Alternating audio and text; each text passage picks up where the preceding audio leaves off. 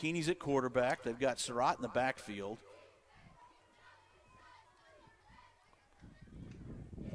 Russo goes in motion, takes that quick flip pass that they love to run, and Nixa has that played very well, and it'll be about a loss of 1.5 yards on first down. Call it 2nd and 11 for the Titans. We good now? Are we good? We're up and running. Welcome to all the folks that are in Lee Summit and across the country wanting to watch Titan football. We'll get you caught up on all the action. You're joining it live. Titans are up 7-0 on an early possession. This is their second possession, 2nd and 11. Tristan Keeney's dropping back, looks for a receiver, finds an open Cole Taylor, it looks like, or Chase Taylor, not Cole, it's Chase. An incomplete pass at about the 45-yard line of the Nixa Eagles. Let's get everybody caught up here. This is Mark Files, seen in for Joel Becker, who's on assignment, along with the coach, Royce Boehm. Hello, hello, hello. We are excited to bring you all the Titan football action today. We had a little bit of technical stuff and also had a medical issue that was delaying our start here, but we are good and ready to go. The Titans did win the opening toss. They deferred to the second half. They kicked off to Nixa. Their second play after a penalty was intercepted by Fredrickson at the 11:47 mark. Titans scored at 10:35 on a nice run. 3rd and 11. Keeney throws to Surratt, and Surratt drops it. Well, I'll tell you what, Surratt, he was running upfield before he even had the football. His eyes were off the ball. He was excited and looking to make that first move. No harm, no foul there.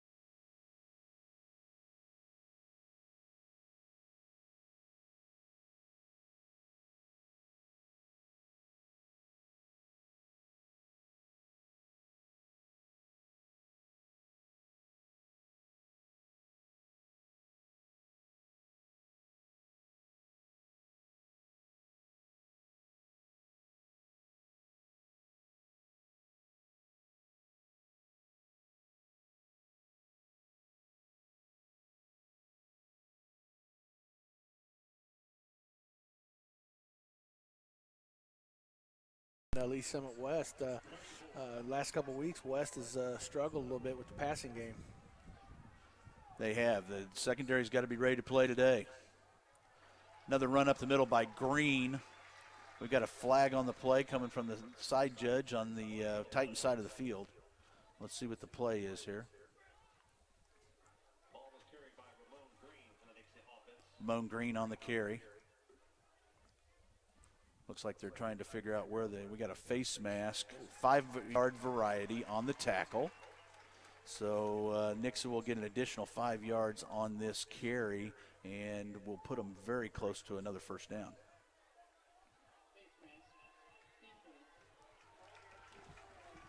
And the officials are assessing the situation, and they're moving the chains on the far sideline. 7:39 to play here in the first quarter. Nixa's moving the ball down the field here. They've got the ball on the Titan 24-yard line. Oh, take that one back 5. Little extra motion there by was that the tight end or tackle that I moved? thought it was wide receiver. Wide receiver, okay. So Nixa gives the Titans back the 5 yards they got on that first down. So now they have 1st and 15. Folks, we're going to do the best we can on getting you numbers for these kids for Nixa. They've got these gray jerseys with the red numbers with a white trim around them.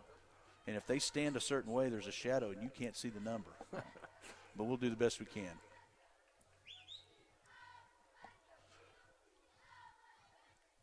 We've got a reverse, a trickery play. We've got a halfback pass, throws it back. Titans make the tackle. Smith Wheeler on the catch and tackled by a host of Titans. That's some of the trickery that you'll see from Nixa from time to time. They love that misdirection, and then they will put in that little halfback pass or receiver pass. Yes, that was a nice throw by their sophomore backup quarterback. Nixa now has a 1st and goal from the 9-yard line. They're in that tight formation. Handoff to Green again. Works his way in there. Meyer was hit him initially. Looks like Carswell was also in on the tackle. Give him about 3 on the carry. Make it a 2nd and 6 to the goal line. 6:34 to play here in the first quarter. Nixa has their play. They're ready to put it in action. Receivers in motion. That's Smith. Handoff to Green again. Works his way up the middle. Nice job by the Titan defense. Really good job up front. I tell you, not a lot of height on Nix's offensive line, but, man, they've got some poundage. They've got the Mark Files build. Beefy. 3rd and a long 5, or 3rd and goal for the Nixa Eagles. Folks, while we got a quick break in the action here, I do want to let all the folks at Nixa, the administration, everybody, thank you for the hospitality. You have been awesome. We appreciate everything you've done for us, allow us to bring you this broadcast today for all the Titan fans. Braves in motion.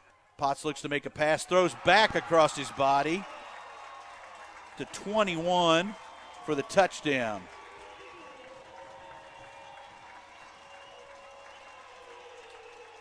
Michael Grizel on the catch. There's some of that misdirection that Coach Perry for the Nixa Eagles loves to run. 5:32 to play here in the first quarter, and the extra point to tie it.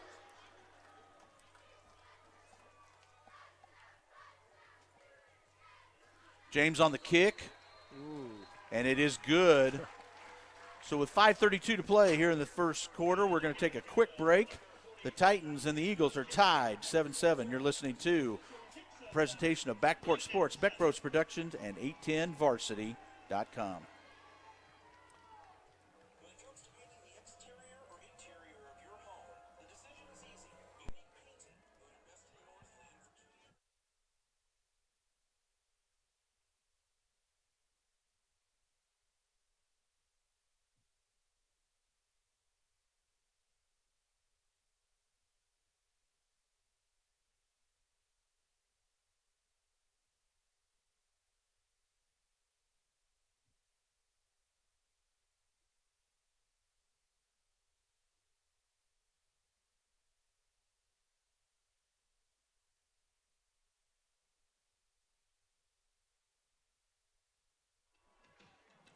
Welcome back to Eagle Stadium on the campus of Nixa High School, where the Titans are tied 7-7 with the home team.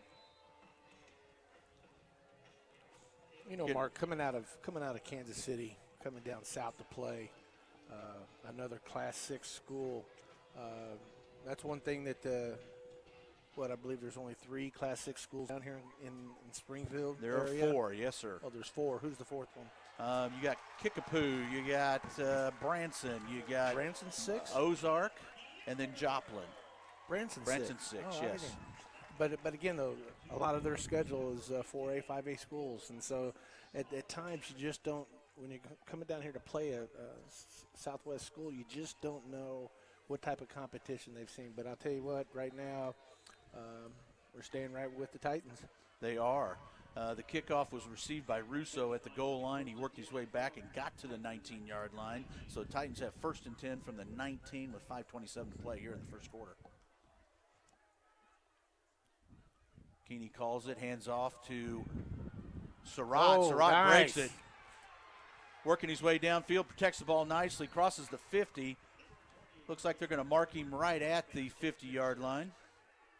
That's an interesting spot. That was. That's about 2 yards behind where he fell, the way it looked to me. It's okay. It's still a first down. Titans have the ball, and they're moving in the right direction. That's south right now here in the quarter. Another handoff to Surratt. Surratt's working his way through the hole there. Ball's loose. Nice job by Russo to cover it up. Not sure if the ground caused that fumble or not. He got all the way down to the 45-yard line, so it's a 2nd and 5 for the Titans. Mark, I don't recall, did Wilson get hurt last week? Wilson did not get hurt, and I had him listed as a starter, so we'll have to see what's going on the sidelines. So you got Surratt at the tailback. You got Russo, Bagby, Taylor, and also McAtee. We throw the screen pass to Taylor. Gets his legs tied up, but does pick up 4 yards, so you got a 3rd and short, a little over a yard to get the first down.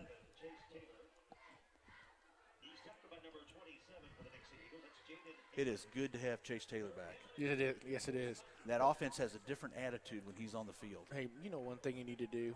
Next time Joel decides to go to Nebraska, tell him to leave his binoculars. Well, I know right where those binoculars are. They're the same place where that equipment is. On your desk. On my desk. Titans shuffle. Oh, they drew them. There they go. A little Sterling Edwards trickery there. He got his offensive line shuffling on that reset. We've seen it a couple different times. And drew the Eagles off sides to get that automatic first down of 5 yards. So now the Titans will have a 1st and 10 from, it looks like, what is that, the 37-yard line? Yep. With Chase Taylor, quarterback now. 4:04 to go here in the first quarter.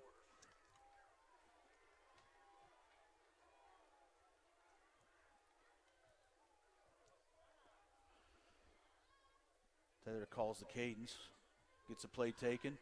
With the run option, he decides to keep it on the quarterback keeper, works his way upfield. Nice gain of about 7 yards. Well, I tell you what, he tried to fake some people out by setting back, drop back, looked like he was going to the football. Well, last week, the first time he was in that position, he did throw the ball the first time. He did. 2nd and 4 is what they call it. I tell you what, I'd like to know their film exchange. What kind of access they have to each other. They're all using Huddle now. I know, but do they have access to all 10 games that they played? That's a good question. Another nice run. Actually, I think that was that little toss pass to Taylor. Because I know when I was back there, it was, you were calling buddies, high school coaches, and asking them for film and stuff. Well, when you look at the Huddle, they've got a lot of game film on them, so it may have been coming from all different sources there. Titans have a first down on the 24-yard line of the Eagles. Keeney back in at quarterback, hands off on the draw to Surratt. Surratt's dancing, trying to find a way to go, and ran into the back of his own lineman there for a short gain, maybe got about a yard. I don't understand why he didn't try to bounce it outside. Yeah, it looked like he had an opportunity to bounce either left or right. That's an art for a running back, just being patient and knowing when to make that bounce. Well, I see Wilson over on the sideline. He's walking around. He's standing right there next to the coach. Yep. Got his helmet on his hip. Yes. Another handoff to Surratt. Surratt's up the middle. Nice job running, getting those tough yards. Crosses the 20. Looks like they're going to give him the 20. Give him about a 4-yard gain on that.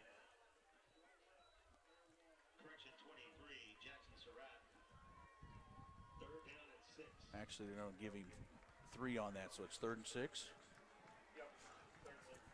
I'm gonna go out on a wire here and say there's disciplinary action being I held. think that's probably what it was. I was just being nice.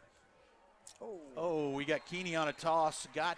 Again, folks, they're going into the wind, and that pass took off on him, and Russo was jumping, but he was about another 4.5, 5 feet short of being able to get to that ball. So we've got a 4th and 6 from the 20.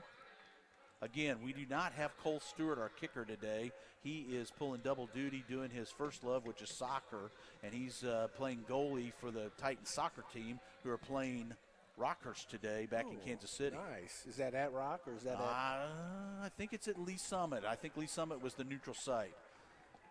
So if anybody's got any scores, don't be afraid to send them our way. We'll love to talk about it. We got another little screen pass to Taylor. Going to come up short. He's only going to get about 3 of the 6 yards he needs. Titans turn the ball over on downs. It'll be Nixa ball on their own 18-yard line. Field position drive there, Coach. We'd have rather had points, but you did flip the field position. Yes. But again, we've got Nixa with their backs against the wall right now at 20. Really, I guess 17. Potts gets the Eagles lined up. He's calling his cadence. Takes the snap, looks downfield. He's going to throw a quick slant to Smith Wheeler again, tackled by Fredrickson for a short gain. Give him about 3 on the play. Coach, that's one of those tough plays where if you're a defensive back, you want to take that inside position, but when they're inside the numbers, you got to worry about getting beat on the outside as well. Right. Well, I tell you what, I think Nix has done a pretty good job of scouting our defense because, again, now we're lined up inside. They've got the wide receiver spread. They're throwing again for another shot downfield. Caught in front of Bowers, it looks like, trying to see who that was that made the catch. And once again, it was another slant route.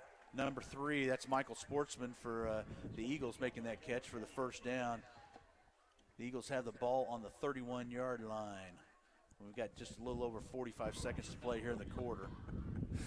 And they do have to get a play off because the play clock's at 15. Titans need to keep their head in the game here on this one play.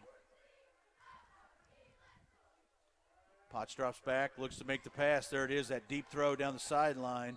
Overthrows Wheeler. Nice coverage by Coble. Took the field away from him and forced him to the sidelines. So you've got a 2nd and 10 with 27 seconds to play here in the first quarter. Hey, Coach, can you get a number on that big tackle, the right tackle on the side there? I was just getting ready to say, have you seen The Longest Yard? Kind of reminds you of one of the players. Yeah. Ramon Green with the carry. I believe that's a 56. Okay. Big kid. Big. Pick up 3 yards on the carry there. Nixa does go ahead and get another play off here before the quarter. We got an interception or a tie ball? What do we got? I think we're going to give that to Nixa. Nice play by Smith, nice play by Coble, but that ball is going to stay with Nixa.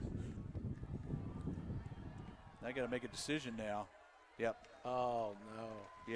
Yep. I think that's the right call. No, I think it's the right call, too, but we've got to adjust to the slant. Yep.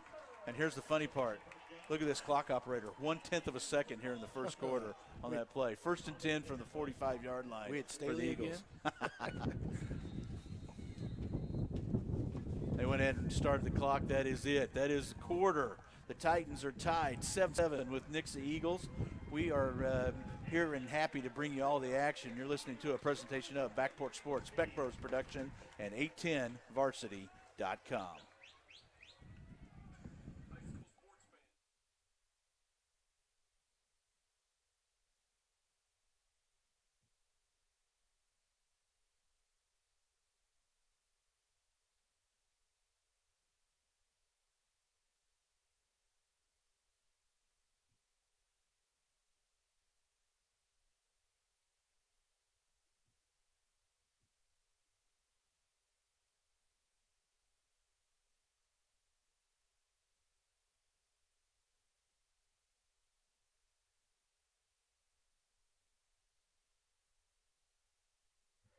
Welcome back to Eagle Stadium on the campus of Nixa High School, where we are just starting the second quarter. Titans are tied 7-7 with the host Nixa Eagles. If you're just joining us, the Titans took an early lead on the opening on their first possession of the game after an interception by Fredrickson. Nixa is now moving to the south. Potts takes the snap, hands off. Oh, he keeps it on the quarterback option, or RPO there. Nice play by Bonker, 29. Yeah, welcome back, Bonk. Glad to have him back. He, Force, and Myers are all back. Right. So we've got a 2nd and 12. Ball's on the 42. The Eagles are in the process of getting their play from the sideline. Bonker, I tell you what, when people are scouting him, they're thinking of, man, this kid's nothing. He's not very much. He's 6'4", 195, but I tell you what, he plays like he's 6'4", 270. Nice pressure there by Careswell and also 49 Sweeney. They got up into Potts' face, and he threw an errant pass to the sidelines there. That is one thing that I think the key is. When you look at the Titans quarterback and Taylor and also Tristan Keeney, they seem to be a little more patient in that pocket and a little more receptive to taking hits. Potts wants to get rid of that ball pretty darn quick. He does, because he's been doing some studying on this defensive line. Potts gets a call, takes a snap. He looks again to throw a quick pass. Oh, intercepted God, almost dang. in and out of the hands of Hammond. And that's a shocker right there, because his hands are pretty They're nice. darn good hands, Yeah. and if I'm not mistaken, I think he's already got a pick for a touchdown this year, and he's got Couple 2 of other them. Yeah. interceptions himself. And he saw nothing but green turf between him and the red end zone. 4th and 12, or 4th and 13 here. They're back in punting formation. Bray kicks it into the wind. It's that low line drive bouncer. Nice job by Fredrickson to pick it up, or is that Taylor? That was Taylor. Nice job by Taylor to pick it up.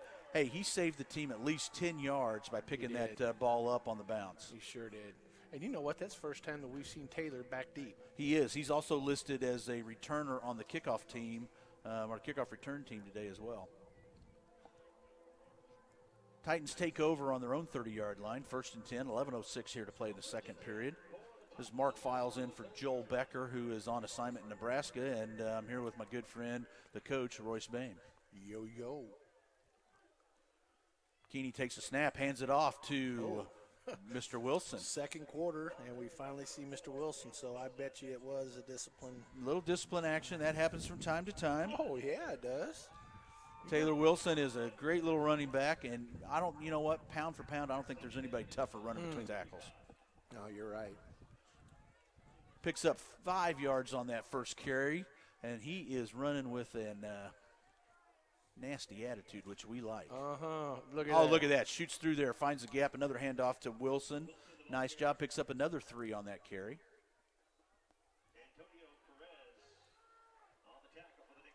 We didn't get to share the pregame conversation with Coach Careswell, but one of the things he talked about on the keys for today's victory is the offensive line having a big day. And it's, just getting focused and giving the quarterbacks time to throw, and then also giving Surratt and also Wilson a chance to hit that seam and get upfield, just like that play we just watched.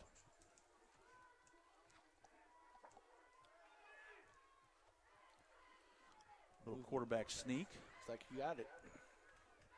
Oh, bad spot on this side. Maybe they're gonna take the. Oh, they're both on that 40-yard line. They're going to be just half a football short.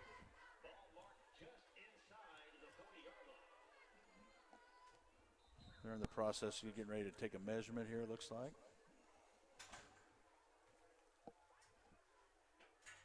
Tell you what, we're on the end of the press box here, and sitting about the 30-yard line, and we're trying to call first downs. It may be closer to what we think. Man, I tell you what, this press box goes 30 to 30. 30-yard line to the 30-yard line.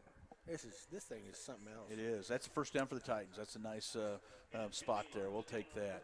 Yeah, we're talking 30 to 30. They've got the box for the coaches. They've got the for both teams. They've got a visiting radio. It's also here, local radio. They've got their local broadcast they're doing. They had space for us. Guess what else they have? A bathroom and an elevator for Joel. Joel, we got an elevator, buddy. It's the little things in life, isn't it? It is the little things. You saved me. Titans come to the line from the 40-yard line. Taylor's at quarterback.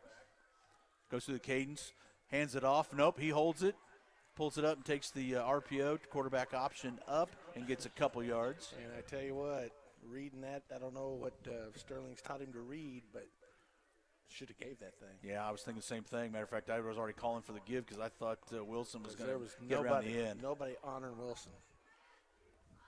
9:03 here to play in the second quarter. Titans all get the call. They've all checked their wristbands. Can you make sure the alignment's set? Takes the snap. Fakes to Wilson. Drops back in the pass. Oh, my. Throwing deep. He's got McAtee open Get inside in the there. 20.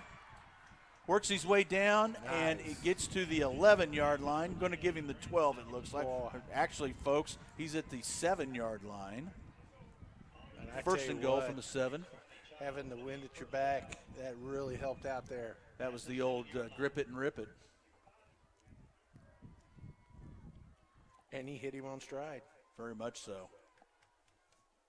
That was a great route by McAtee. Oh, yeah. I mean, he was open right off the get-go.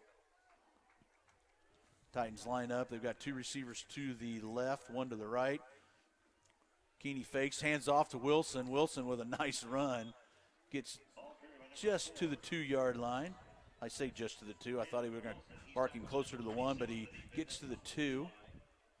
5-yard pickup there. Makes it a second and goal from the 2-yard line. Looks like we got the big package in. Is that a jumbo package? The jumbo, Frederickson takes the snap on the jumbo package, works his way in, picks up a yard, it looks like, based upon the measurement from the officials on the side coming in. So they've already called for third down. See where they place it. So you got third and goal from about the 1.5-yard line. 7:40 to play here in the second quarter. Frederickson again on the snap, works his way up, touchdown Titans. Offensive line came off the football right there. That was nice. That was a nice surge there by the offensive line, as you said. Shane Frederickson with the touchdown from 1.5 yards out. Titans score with 7:35 to go on the clock. Surratt is out to attempt the extra point. McAtee on the hold. Well, they jumped. They did jump. And we have the ability to hear what's going on in the press box on the opposite Jumbo's side. They're coming calling for back out. jumbo. They're going to go ahead and take the penalty, half the distance to the goal, and try to go for the 2-point conversion here. I can see a pass off this. You think? Well, back when Derek Howard was running this, he had a pass off this thing. And Frederickson can do it. Well, he can. I didn't see anybody report eligible. They're going to just run it and get it. I don't think he's going to get it. He's going to be short. He's going to be short. So the Titans come up short on the 2-point conversion. They do get the touchdown, though. And they go up 13-7 over the hometown Nixa Eagles. We're going to take a quick break and then bring you the kickoff. You're listening to a presentation of Backport Sports, Beck Bros Productions, and A10Varsity.com.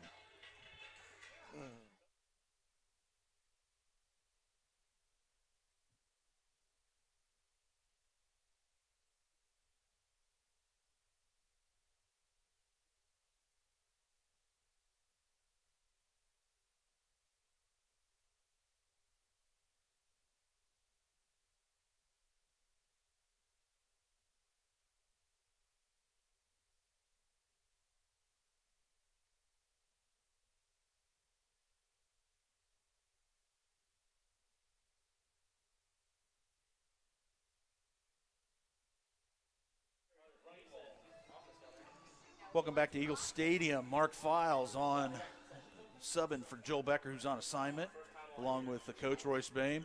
Here's the kickoff by Reinhold. It's a squib kick down the middle of the field to the 20-yard line. Picked up by the up back. Looks like a tackle there by Ben Ely, number 32 was in on that. Actually, that was Chase Hammond, 22, that made the tackle. The return was by number 27, Jaden Avon. They placed the ball on the 31-yard line where the Eagles will take over with 7:29 to play here in the second I tell you period. what, Trey Sweeney, linebacker for West, he had his first start last week, and I tell you what, he was around the football a Quick lot. slant inside, tackled by Fredrickson. Bray on the catch. Was that a slant again? That was that quick slant. They found that open spot there. Let's see who, they run that 3-3 stack defense, the Titans do. Let's see who's not picking that up. And, of course, Fredrickson's playing that safety position, so that may be the distance of that 5 to 7 yard window that they're picking up. The Eagles have overloaded 4 receivers on the far side. Potts takes the snap, looks downfield, goes to the short side of the field. We got away with one there. I don't understand why he didn't call that. I tell you what, I think he was out of the bounds before the push. The receiver, Smith Wheeler, was out of bounds. Nice job by Bowers to force him to the white line and took him out of the pass pattern. Mark, you see these chairs we're sitting in? I know, they're awesome, aren't they? Unreal. This is as nice as my desk chair in my office at home. It is. The Eagles again with the 3 receivers to the far side of the field. Got Smith Wheeler, number 13, on the short side of the field, on the Nixa side of the field. Green in the backfield is running back. Potts gets the team set, takes his snap.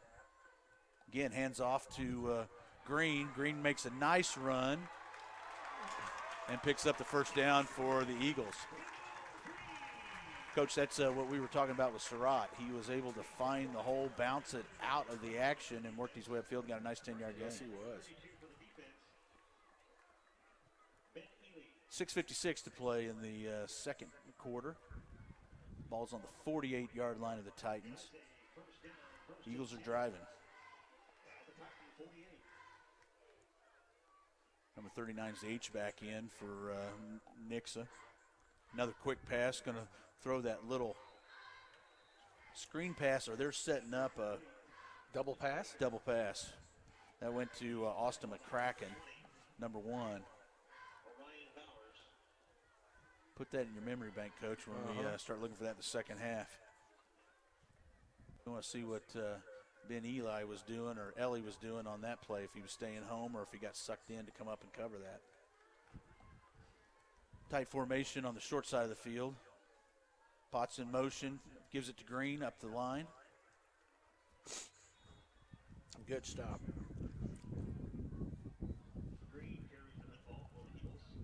Okay, I missed something. We had a little moved him back, so now it's 3rd and 14. Yeah, that was that pass back here. Okay. Lost my track of downs here, trying to keep an eye on jersey numbers, and lost my train of thought. Pot takes the snap, looks downfield, gets a screen pass set up to Green. Here he goes. Nice job by Eli and Fredrickson on the tackle. He is going to be about a yard short. Make it 4th and 1, but it's close enough for him to go for it. Nice job by Joshua Lewis getting down there and tracing the action from the line. Get ready, Titans. Here they come in their jumbo package. A wildcat formation. Green with the run, picks up the 2 yards and gets the first down for the Eagles. What did we ever do before the wildcat? I know. A wishbone. Wishbone. Now you're talking my kind of football. There we go.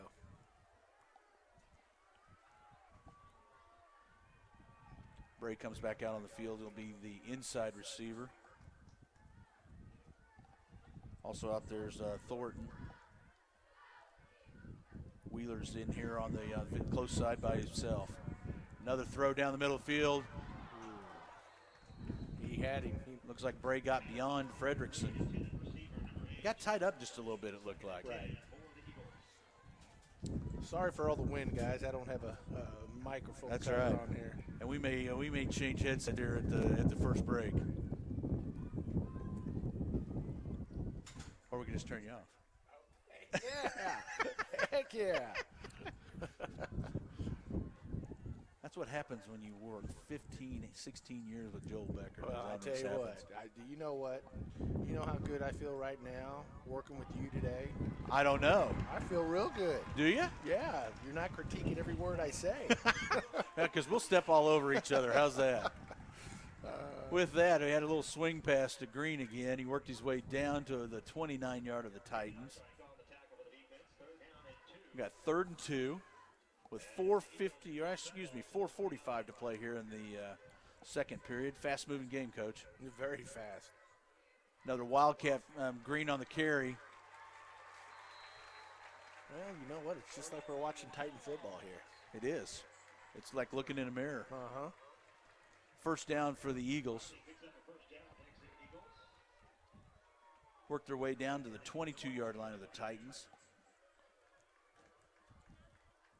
Big package. They're going to go with that Wildcat formation. They put number 5 in. He takes the snap and runs right to it. Nice. And the boys were ready there. Myers. Nice penetration. Cares well. And Sweeney with the hat trick. All three of them in there on the tackle for a loss. Looks like they're going to just let him get back to the line of scrimmage.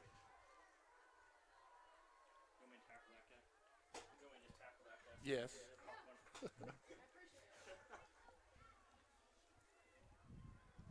Nixa set at the line of scrimmage. Sends Green into motion to the close side of the field. They throw another one of those screens. Nice. Oh, nice play. Get on behind. that ball. That's ours. That is ours. That is that Titan ball. ball. Was behind. Great call, Coach. That's exactly Man. right. That was that lateral toss that was setting up that receiver downfield for that 2 pass. Great coverage there by the Titans. They recognized it. Wait a second, Mark. Thanks for that compliment. I would never get that from Joel. Oh, hey, sir, it's the blind leading the blind today. Just roll with the flow. I love it. Joel, you missing next week too? Titans ball on the 35-yard line. We got Ethan Gray, our intern, on the camera today. He's pulled yeoman's duty, and he informed me that it is a large steak and dinner on the way home. Whoa, large steak. We'll have to find him that Medium porterhouse. Medium rare? Rare. Rare. Keeney with the fake. The play action pass throws it deep. He's got Russo down and a pass interference call. Good. No, yeah. Boo all you want, people. And the fact that we're a homer station, I like that call. That was a great call because I tell you what, he was all over it. He was. Sitting here looking to see who that was on the coverage. Looked like they had a linebacker on that coverage, if I'm not mistaken. It looked like it was 24, Gage Sporlander, I think is who that was. Russo did a nice job going down the field and focusing on that ball, turning back and going up at the apex and trying to catch it. Got 3:36 left here in the second quarter. Watching way too much not college, but pro football. I kept looking for him spotted at the 20. I know. I'm like, what the heck are they doing? Another, that's holding probably on the Titans. You think? I think in that area. Which was the lucky recipient of that holding call? It's hard to say. It's going to be on I'm going to call it on the left side of the line. It's a spot foul. Yeah. Looks like they've got it from the 50-yard line. Is that where they're marking it from, or the 48? Wilson was on the carry. It was a short gain. They spotted it from the 49, measured it from the 49, so you got a 10-yard loss. Repeat first down, 3:31 to play in the second quarter here. Lee Summit West is holding on to a 6-point lead, 13-7 over the Nixa Eagles. Keeney with the drop back, the pass, the throw. Nice catch by Russo on the sidelines. Coach, he has just gotten better and better and better. He sure has. He's something else. He's not afraid to go up and get the ball, not afraid to catch it in traffic. No, not at all. And he works that sideline very, very well. Keeney with the snap, hands off to Wilson. Wilson works his way up the field. And that's one thing that Lee Summit West has always produced is wide receivers. They have. They've had a good history of coaches over the years, for sure, filling that position. Wilson gains about 2 on that play, so the Titans have a 3rd and 9 with a little over 3 minutes to play here in the second quarter. Titans in their spread formation. Looks like you got Surratt in at the running back. Keeney drops back, steps up, throws pass, and overthrows Bagby, but that's probably a good thing he did because he was in triple coverage. He was in triple coverage. Looks like Chase might have been open right there. Coach, what's the progression on those reads? Is he looking from left to right, or are they looking for a specific pattern? What do you think? I can't tell you what Sterling is teaching them, but it didn't look like there was a read there. Looked like it was just a go-to. I'm going to hit that spot. It looked like it just a go-to. McAtee back to punt, takes a snap, got the wind at his back. He's got a little shank there. Ooh. Didn't take full advantage of the wind. Let's see where they mark it. Bringing it back. Wow. To the 30-yard line. Lost about 9-10 yards on that punt.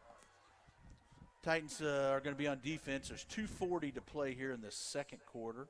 Nixa will have the ball on their own 30-yard line.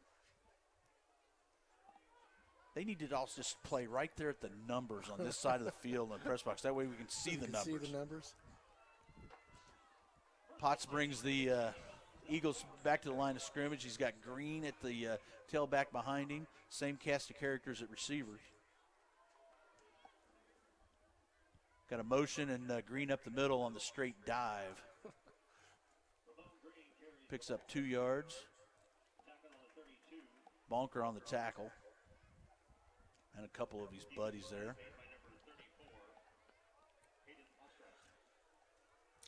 Anything we can do for you, Mark. Love you, Mark Hondo. Tell your wife hi. Both great folks, great supporters of Titan football.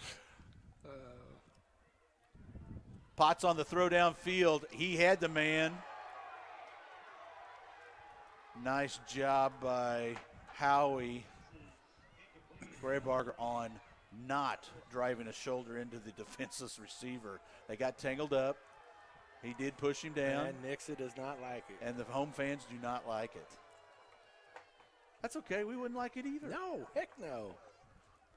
Okay, looks like they're going with the Wildcat again. Nope, Potter's still there. He's back out there. Potts is there, right there, number 7. Yeah. My bad. 7, 9, 8, 2, 5. They all look alike out here on the field when we're looking at them from the press box. 3rd and 8 for the Eagles. Potts drops back, does a quick throw. Again. Green gets it, works his way upfield. Nice tackle by Graybarger. Nixa did get out of bounds, stops the clock. Got some laundry on the field. And it looks like we got a little frustrated offensive lineman there on a block downfield. Let's see what they call on the. Or was that the fullback? 39, the fullback. What did we get, a little hold there? I didn't see the call. I was watching the body language of the player. Sorry, folks. He's going to recall it here. Here he goes.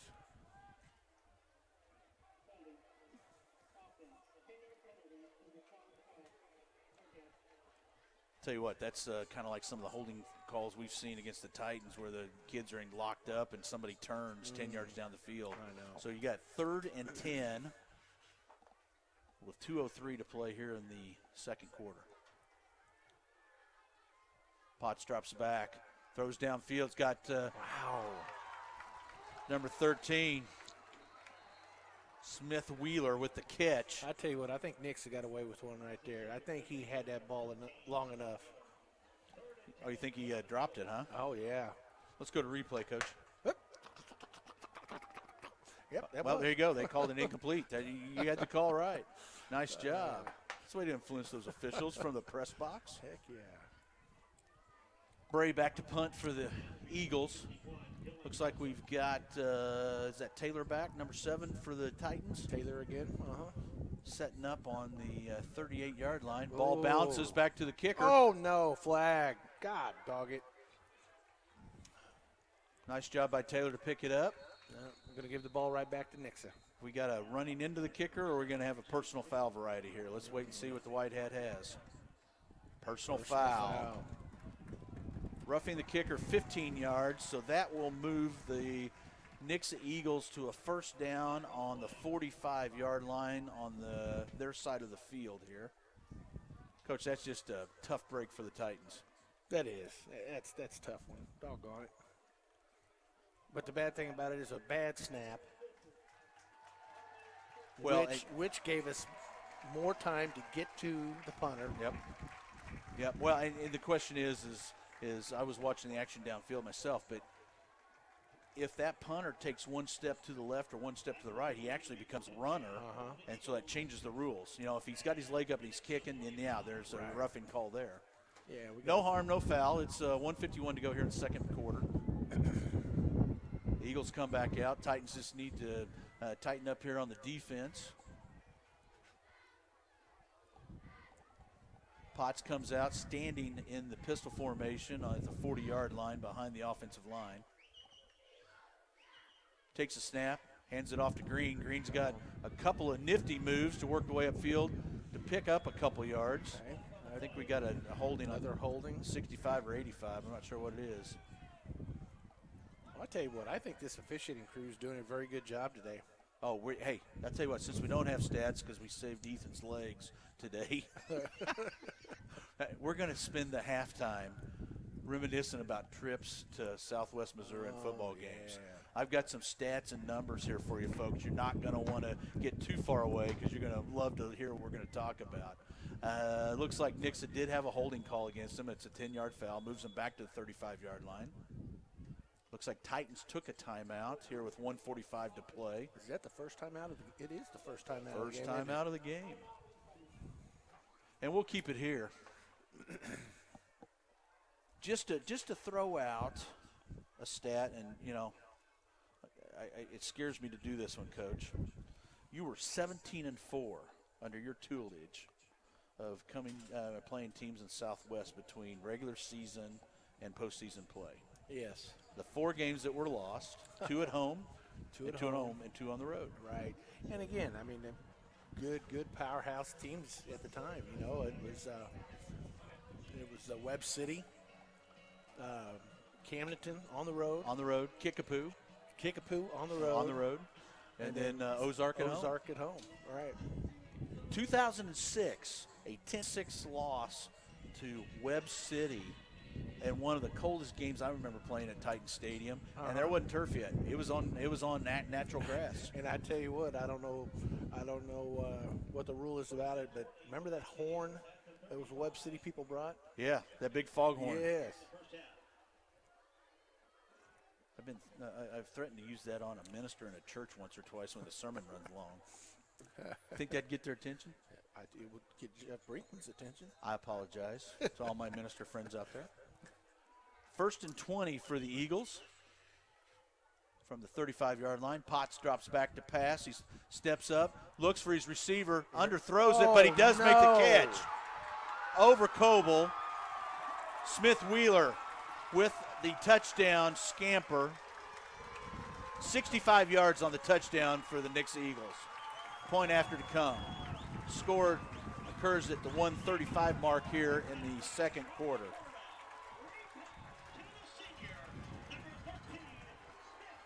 Tell you what, Coach, not bad coverage, but Coble stopped his feet in the play. He did. And I tell you what, it was a great throw into the wind by the Nixa quarterback. Potts has got a long motion in that throwing release. Extra point is good. So Nixa has the lead here late in the second quarter with 1:35 to play. They're up 14-13 over the Titans. We're going to take a quick break here and bring you the kickoff after this quick timeout. You're listening to a presentation of Backport Sports, Beck Bros Productions, and 810varsity.com.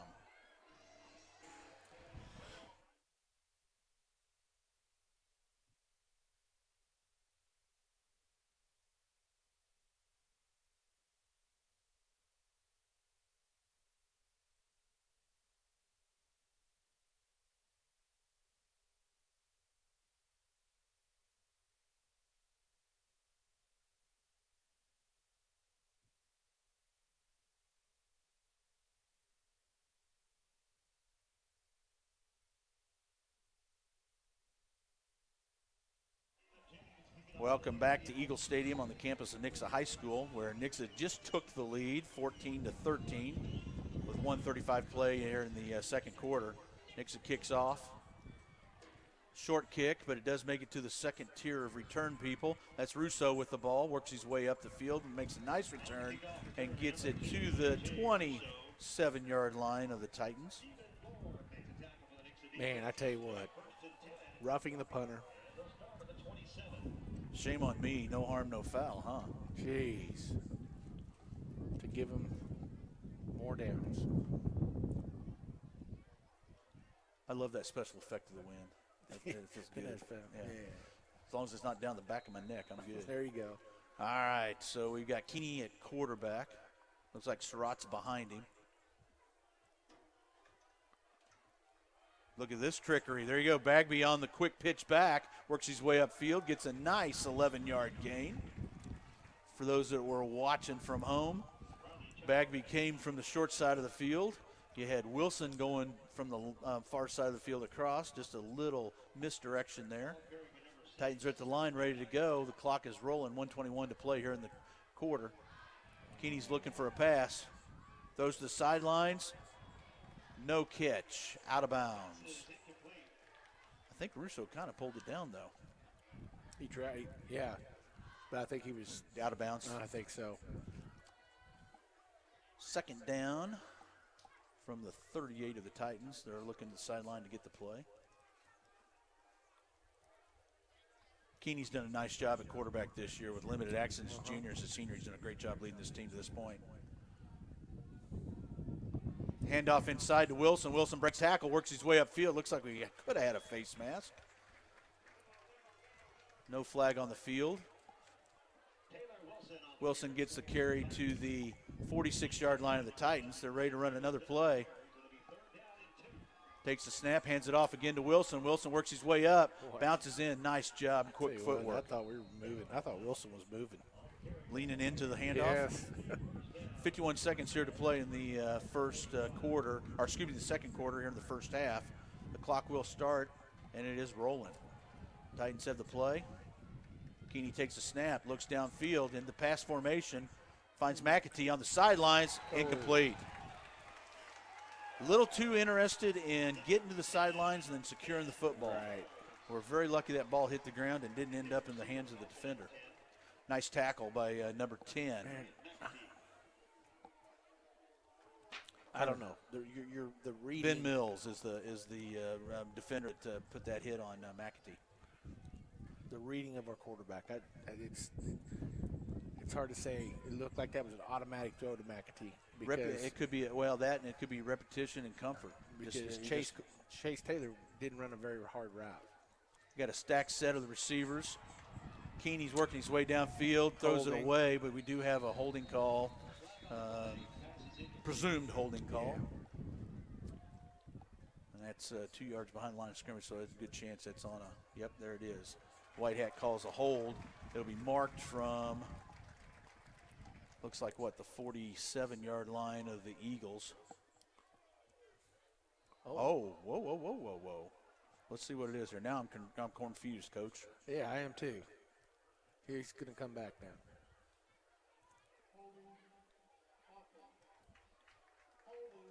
Oh, offsetting.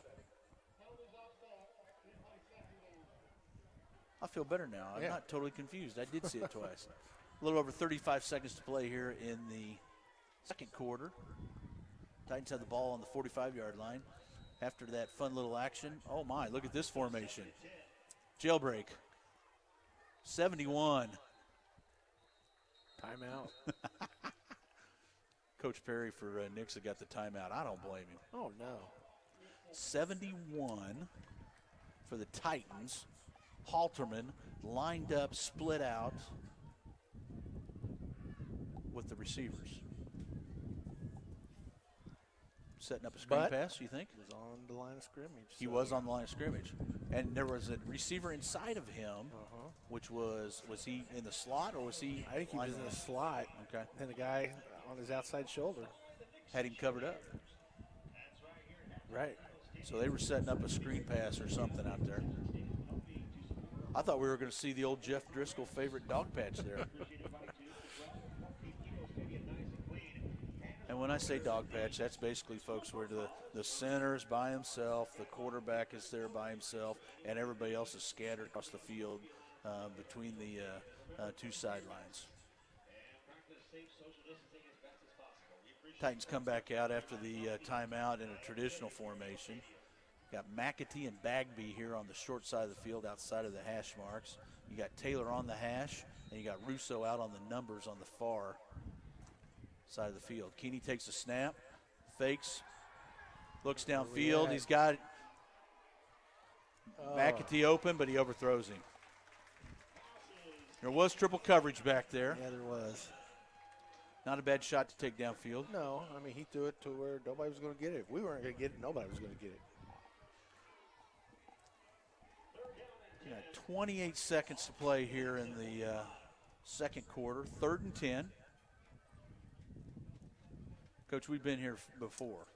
What you want to make sure that you do is when you're the quarterback is do just like on that pass. If your guy can't catch it, nobody catches it. Nobody, especially coming out of the second half with the football.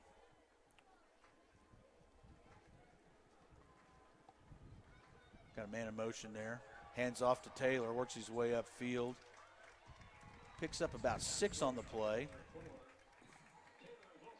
And I think the Titans have decided that, hey, we got the ball to come back on the second half. Nope, they are going to take a timeout. Took it down to 15 seconds. We got a 4th and 4.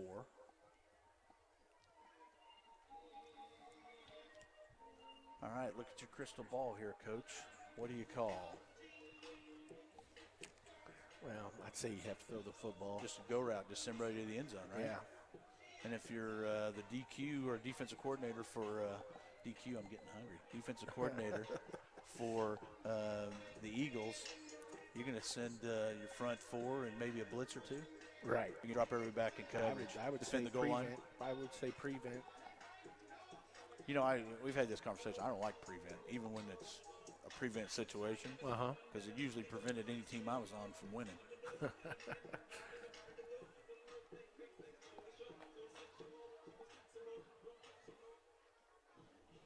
So speaking of prevent, it looks like they've got the 2 safeties that are going to be deep. Your corners are also going to pick up the receivers about 10 yards off the ball.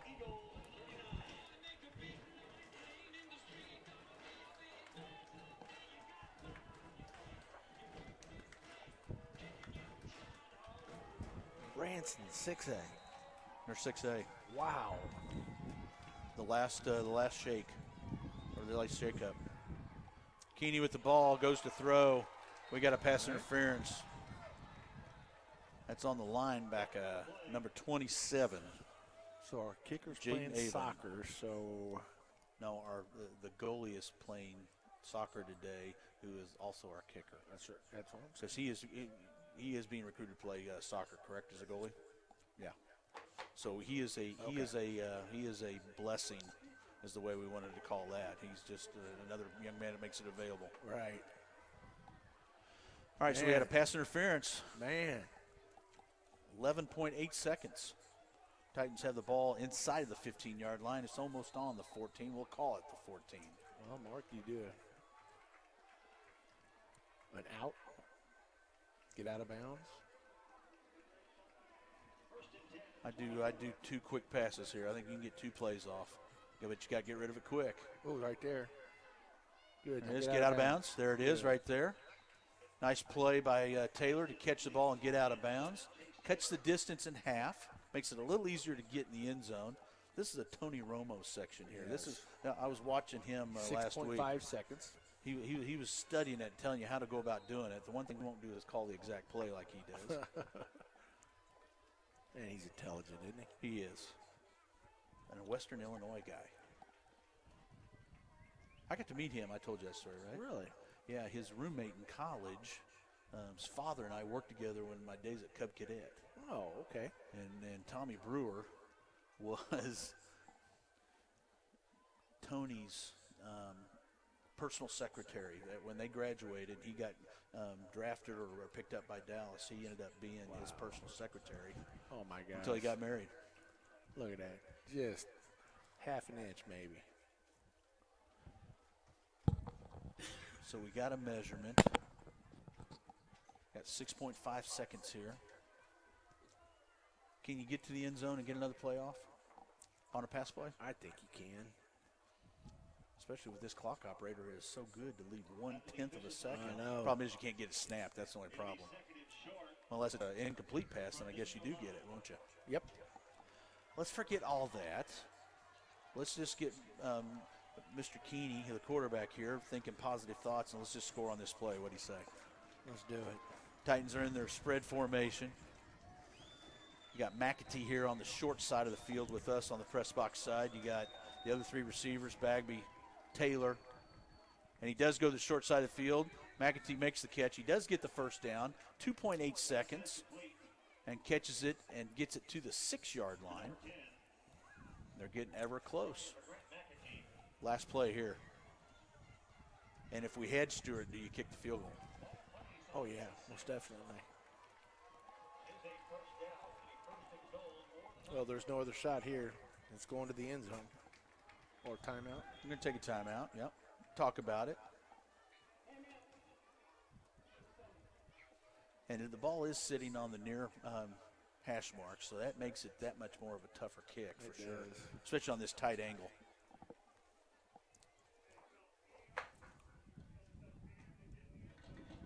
So when we come back in the start the third quarter, the Titans did win the toss. They deferred to the second half.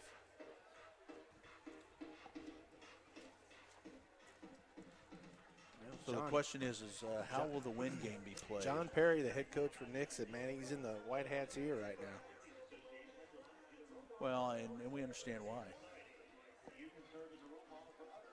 He's seeing those things that we're seeing, the little bit of movement that they're not catching, things like that.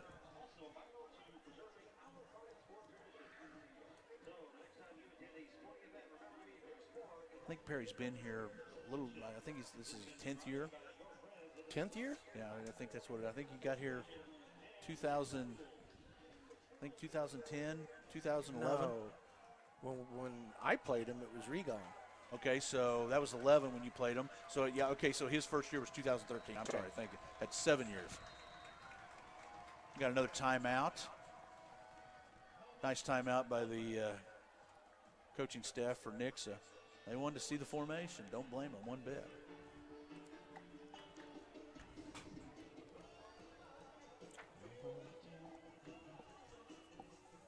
What a wild ball game last night between Liberty and Blue Springs. Oh, my goodness. If you haven't seen the score, Liberty won in overtime by 3. They hit a 38-yard field goal on their possession in overtime. They won the toss. Blue Springs went first. They kicked a 38-yard field goal and missed it, and Liberty was able to win it 31-28. But to get to that tie score, that was Blue Springs went up late in the fourth quarter, played great defense, held Liberty on a 4th and 8, took over possession on their own, like 30-yard line, ran 2 plays, had less than a minute and a half to play in the game. Quarterback fumbled. Oh. And Liberty got the ball back, and their big stud running back made a play, got them a touchdown, and then tied the ball game. They won it in overtime. 2.8 seconds left. Keeney takes a snap. He rolls to the far side of the field, looking for a receiver. He throws back. Got Bagby. Yes. Touchdown, Titans. Colby Bagby with a great catch in the end zone. All right, go for 2. They're talking about it, Coach. Yep, here it is. They're going to go for 2. Going to go with the traditional spread offense. That's smart. That's smart.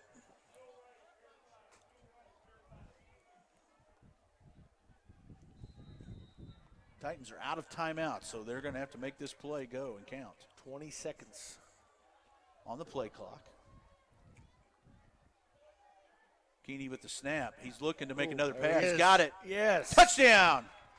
2-point conversion. Nice. Cam Careswell on the catch. Nice job. Looked like he had those big old baseball mitts out there to catch that ball. Nice job. Titans score. Knock on the window. Take the lead here at the end of the first half, 21-14. You're listening to a presentation of Backport Sports, Beck Bros Productions, and 810varsity.com.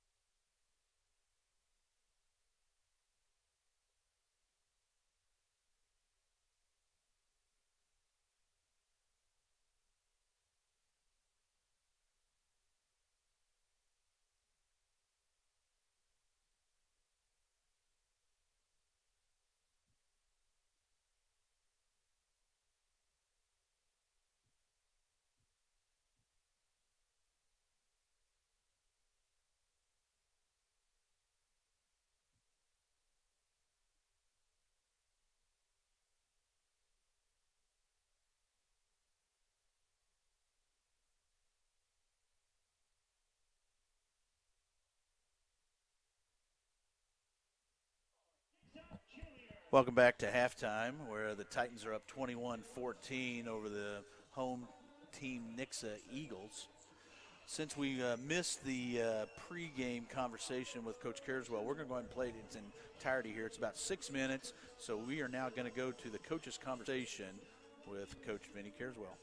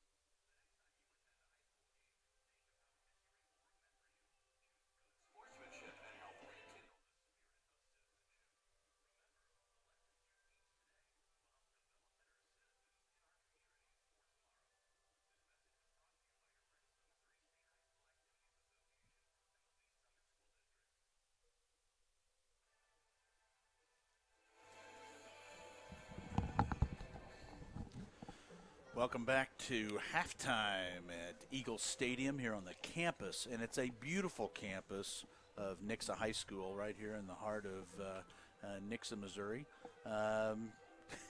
We'll go over the quick little notes that we made to start the game.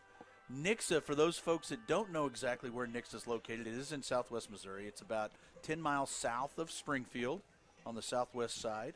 It is due west of Ozark. Mm-hmm. And it is about 30 miles north of Branson. Huh. And, you made the comment in the first half, boy, it'd been nice to get a little of that Branson love being down here close to Branson. Nixa and Ozark have grown just like Lee Summit West has since 2005. Right. And a lot of that growth has been from all the entertainment industry and everything going on and the explosion down in the Branson area. This whole Springfield, Branson area has really prospered and taken advantage of those opportunities. And we want to just shout out to all the folks down in Branson. We're thinking of you in the entertainment industry, and we're as ready to get back and come down and enjoy Silver City, which is open, and all the nice shows and resorts. Hopefully life will get back to a little normal. No doubt. And I tell you what, Vinny said it right there in the coach's conversation. It takes a lot for Nixa to move a game, such a big game, from a Friday night to a Saturday afternoon. That's just the out of the kindness of their heart. That's the way. I mean, they got a guy going up and down here, going into each room, offering up cookies and pizza, and I'm like, where else do you see that? Only in southwest Missouri. Man. Now, I will say there was one place that we didn't transition here. We didn't get a lot of love when we made a trip. Take you back. Royce Bain, this is your life. 2007. It was raining in a November. Gosh, I don't even remember if it was a Wednesday night. It was a Wednesday night, wasn't it? Well, you've already made me happy because that was our state championship year. So keep going. No, it was not. 2010 was our state championship year. 2011. 2007 was our first state. That was the first one. Yeah, Oh. 2007. 2011. Okay. Oh, now you're 11 now. No, I'm in 11. Yeah, You're jumping on. Did I say 7? Yes, you did, I'm sorry. man. Okay, 7. Okay, all right, so let's do 11 and we'll go back to 7. Okay. 7-Eleven. 7-Eleven. 7-Eleven. Okay, so 2011. Springfield, Glendale. It was rainy, kind of nasty, and they decided to turn on the sprinklers. Well, they didn't turn on the sprinklers now. Clean the sprinklers They were draining out. the sprinklers. Yeah. They were draining the sprinklers. And luckily, you guys showed up early enough that you sat there and watched. How long did it take to drain those sprinklers? Well, how the story goes, I had a rep that worked for me that lived in just outside of Springfield. And I said, hey, drive up and take a look and see what kind of condition the field's in. He gets there at 9:30, and they had the sprinkler system wide open on the football fields and everything. He calls me. He says, hey, they're watering the fields, and we already got 2 inches of rain down here. So I believe it was a Monday night, now that I think about it. It was a Monday night because we came back and played the following Saturday against Nixa, who we're playing right now. Right. But that field was a soppy mess. Since then, all the Springfield schools now have turf. And turf went in 2012 down there. But let's just talk about that game. I mean, we're going to bring in some retired activities directors. Oh, yeah. Debbie Absolutely. Catsby was involved in this. Darwin Rold was involved in this. We were doing the game, and I was on the sidelines doing the game, and I started seeing all these kids come to the sidelines, and they were working on their cleats, and I thought they were just cleaning them. Absolutely. Well, they had put in illegal spikes. They were 3/4 inch. It's been multiple years, so they were 4-inch spikes. I'm not going to lie, they were big ones. And their running back, quarterbacks, receivers that were working in the middle of the field could run and cut on a dime, and our kids were wiping out. It was crazy. We knew that there was something wrong. We knew that they did something with their shoes because, again, like you said, Mark, they cut on a dime, and they were gone. And we were going up to tackle them. We couldn't even stay on our feet because our feet were sliding out from underneath us. So, we go into halftime, and we're down A lot. 26-0. Yeah, it was a 28-point spread. Yeah. And 28-0 halftime. And so we came up the second half, and I got into Debbie's ear. At that time, Joe Oswald, who exceptional with the rule book. Right. And so Joe's standing behind me. Darwin is on one side of me. Debbie's on the other side of me. And Joe hands the rule book to the white hat. White hat looks at it, and he goes, "Well, we don't have anything to measure it with." Joe comes right between my arm and my stomach, my rib cage, and he goes, "Will this do?" And so the official took it. He goes, "Yes, it will." And we marched right over to Glendale sideline and measured all their athletes, quarterback, running backs, receivers, and every one of them had to change shoes because they illegal shoes on. And Mark, I tell you what, as soon as our kids saw how Darwin and Debbie and Coach O and myself, we fought for them, this group of kids came out the second half, and I'm telling you what, put an ass whooping on them. And we ended up winning the game in overtime, 35-28. And that was It was 28-7 going into the second half, and you came back and won 35-28. in overtime. And overtime. I will never forget the catch that Panko makes in the end zone for the touchdown. Unreal. But again, though, I mean that's flat out. That's flat out having great coaches, flat out having great players. And in fact, that year we went to Staley and in the semis. Yes, sir. And 76-70. 76-74 overtimes, and that was just one hell of a year. Yeah. Well, and it was coming off of the state championship in 2010. Right. And a lot of those same kids were, they were playing again, and that's I started with that game because you played Nixa, and they were that game in between, that Saturday game that was between, and we knew nothing about them. We were expecting to see Ozark, and we got Nixa, and you guys actually beat them 42-3 on that game. So, folks, we got a little over a minute and a half here to go in halftime, but just like I mentioned early in the first half, Coach Mame has a 17-4 record on teams from the South coming down to Southwest Missouri, and 2 of those wins were over Ozark in the regular season. The rest of those victories, the other 15, were all playoff or district ball games. Some of the teams we played, Springfield, Kickapoo, we mentioned. You got Parkway Central. You got Belton. You got Willard.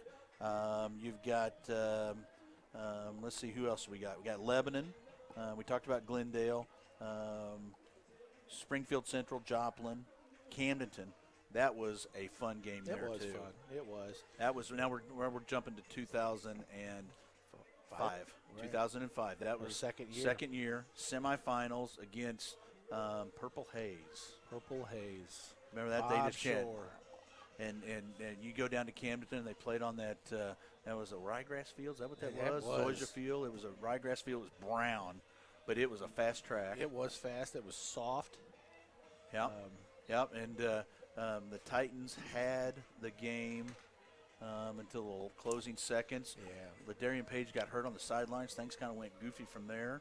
And Herzog was on coverage and was a fingertip away from intercepting a pass. Yep. And the kid took it to the house on us. Yeah, we ran into our 2 defenders ran into each other and fell down too. And it was, I don't know, it just one of those crazy games. It was. You wish you had back for Yep. those seniors. You bet. Because, you talk about people that earn and deserve state championships. That class deserved a state championship. They did. Very much so. Very much so. The Sean Widers, the Brian Herzogs, the Michael Admires. Yeah, no, that was a great class. They just put the additional 3 minutes on for the kids to get loose here, and as we continue to talk and talk about what we got going on with the Titans. 2007 was the first state championship. Yes, sir. And That was Jake Johnson coming in at quarterback. And B.J. Jackson. And they basically picked up the ball and carried it. You had a Holt on the team. I tell you what, you couldn't have had two better young men than B.J. Jackson and Jake Johnson. You know, very, very humble two young men. Both wanted the ball, wanted the full responsibility of being the quarterback, but Derek Howard had different plans in mind for them, and they split that. And I tell you what, you saw that in the state championship when each one had touchdown throws, and each one of them was their biggest fans. Sure. And so when your team sees the camaraderie that is built between two special young men, that says a lot about the team, but it also builds a lot of character. Well, that's what we like to hear, and talking about character, and this whole program has built character over time. And it's built family, too. It has. Built family. It has, very much so, and there's still a lot of alum that follow it. You know, some of those old games are still up on Lee Summit, lswradio.com. You can go back in and listen to the archive of some of those games. I mean, it's crazy. Tell you what, we're getting ready to start the ball game here. We're going to take a quick break, and then when we come back, we will give you the call of the second half, and we do have a message for the folks that were watching us, and we will let you know what's going on from Eagle Stadium here on the campus of Nixa High School. You're listening to a presentation of Backporch Sports, Beckbros Productions, and 810varsity.com.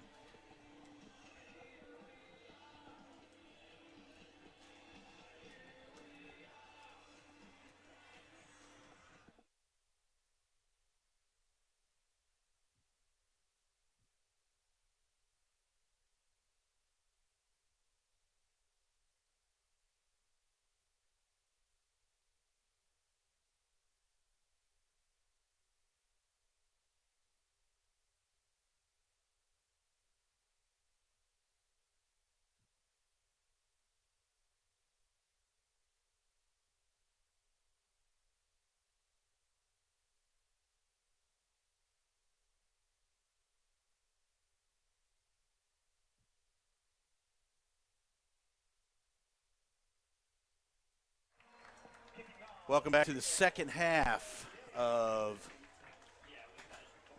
Titan football from Nixa Field.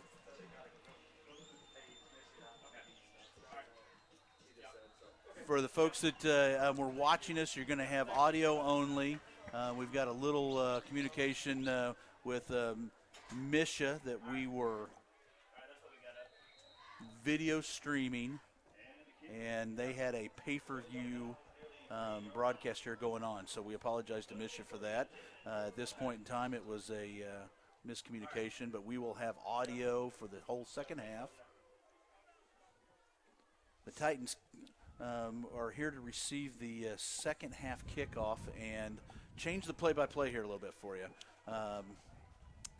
The Eagles kicked off, and the ball did bounce out of bounds. It looked like it went over the pylon into the end zone for a touchback, but it did go out. That's a hard call because there's nobody in that corner. Nobody's sitting right over that pylon.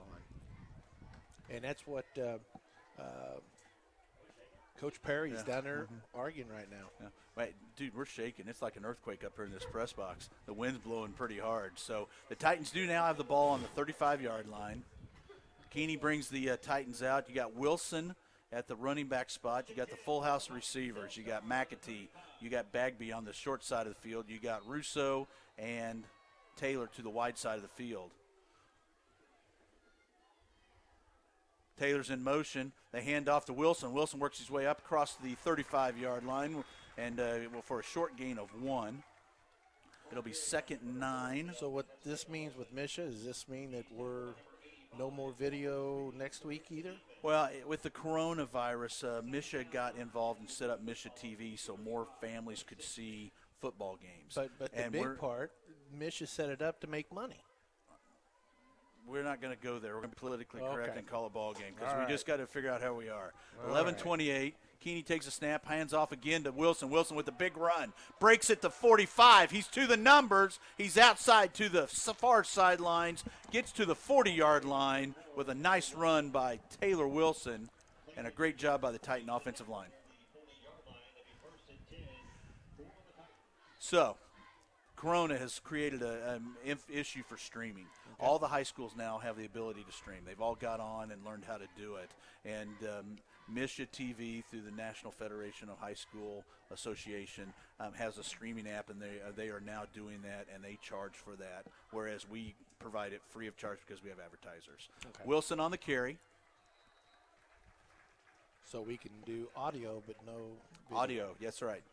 So it is 2nd and 8 from the 38-yard line on the Nixa side of the 50. Yeah, it's this is one of the things that Mish has dealt with as this internet thing's developed over time. I don't fault them for their decision, and everybody's trying to figure out, how do you charge? It's not over the air radio, it's not over the air TV. Well, and that's the thing that I argue. Keeney with the pass, throws out to Cam Careswell. Had him turned around, Cam went to make the pass, and I think he looked up and caught the sun there. He was looking back to the west and was not able to track it down. So it'll be 3rd and 10 for the Titans. You go back to the COVID stuff, but, there's been a lot of parents, a lot of grandparents that haven't been able to even walk into a stadium. Sure. And so, I don't know, I guess. And I'm going to take responsibility for it, and we appreciate everything that 810 Varsity does for us and Chad Rader. And I'll get with Misha this week and make sure that we follow the rules. Keeney with the snap, hands it off to Taylor on the draw up the middle, works his way across the 45-yard line. Looks like he gets to, the 35-yard line, gets to the 33 of the Eagles. Brings up a 4th and 3 for the Titans. They bring in another lineman. They shuffle the receivers. You got Careswell in as the H-back now. 2 receivers out wide. That's Russo in the slot. Quick snap. Handed off to Zarat. Zarat works his way in. He's close to the first down. It's going to depend on the spot. I think he's got it. Actually, I don't think he does. Now that I look at the Titans, they went ahead and sent the defense out, so they are short. Mark, you might want to explain the Misha thing again. I'm getting some. Folks, Misha has, because of COVID, they started Misha TV, and they have a pay-per-view service to do ball games, and they are here on site with the playoff, and it's a pay-per-view service. So we're going to be audio for the second half of the rest of today's ball game. Potts hands off the ball to Green. Green loses 2 on the carry. The Nixa Eagles started their drive on the 31-yard line of Nixa. Again, I said they lost 2, so they're on their own 29. It is 2nd and 11. Potts takes a snap.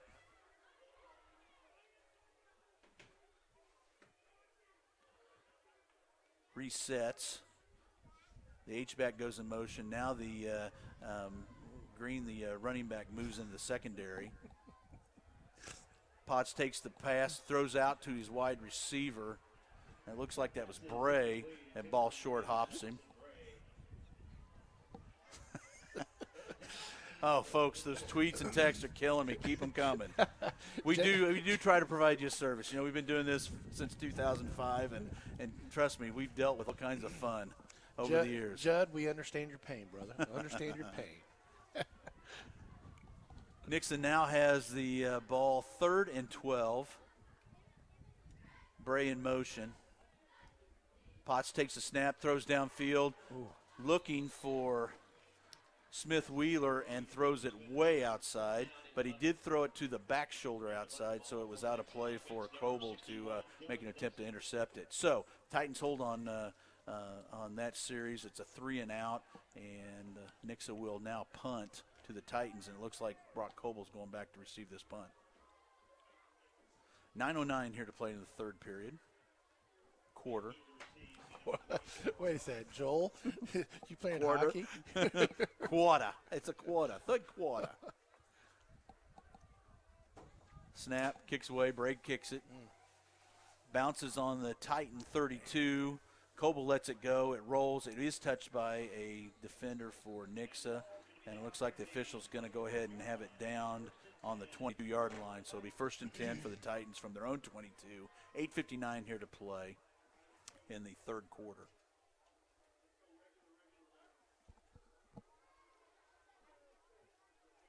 You know, the Shadows have moved off of the Nixa's players, so we can actually see the jersey numbers. Sure can. down. Absolutely. So at 1 o'clock start, now we're after 2:30 here in the afternoon.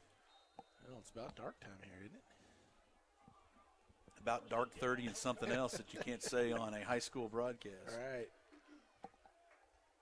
Keeney comes back out at quarterback. He's got Wilson in behind him. Hands off to Wilson up the middle, and he is stuffed at the line of scrimmage for no gain. To go.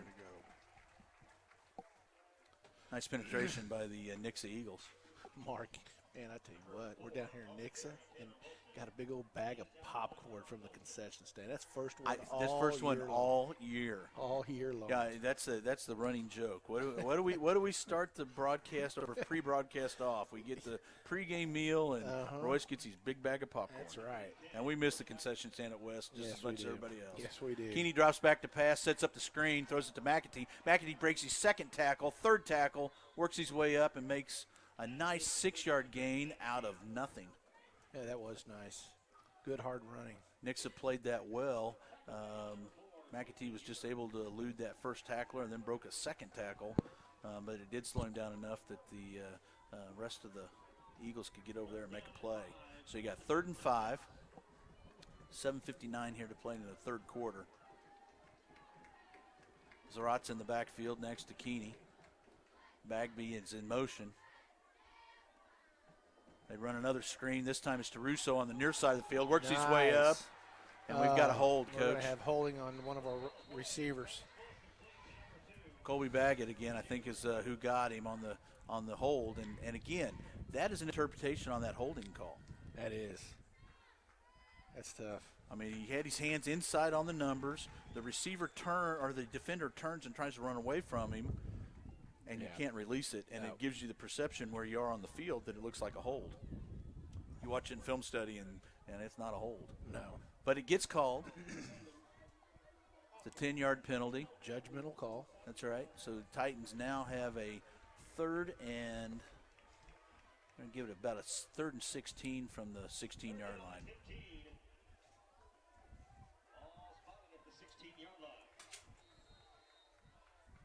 Titans get the play off the flip chart on the wrist. Taylor goes in motion to the far side of the field. Keeney throws down the middle, finds Baggett with a nice catch. Not first down yardage, but it does give him some room to go ahead and kick the ball down the field. Now, one of the things that folks that we did not talk about is the field direction, which way the Titans are going. The Titans will have the wind behind their back starting the fourth quarter. The wind is blowing out of the south. Right now the Titans are going from left to right, so it's north to south here. McAtee's back to punt, takes the snap, gets the kickoff, having a strong rush. Ball comes down and is fair caught by Nate Nixon for Nixa on the 45-yard line. Did that in traffic. That was a nice catch by the young man. Titans now will come out and play defense. My youngest son is just being a little smart aleck. Thanks a lot, Tyler. You know, they always said we had faces for radio, so we're just proving it right now. Again, if you're joining us in the first half, you had video. Now it's just audio. We have had our audio pulled because of a Misha paid-for pay-per-view broadcast going on at the same time. So listen to us, and we will get you through the rest of the game, and give you the best call we can. Potts drops back to pass, throws downfield, finds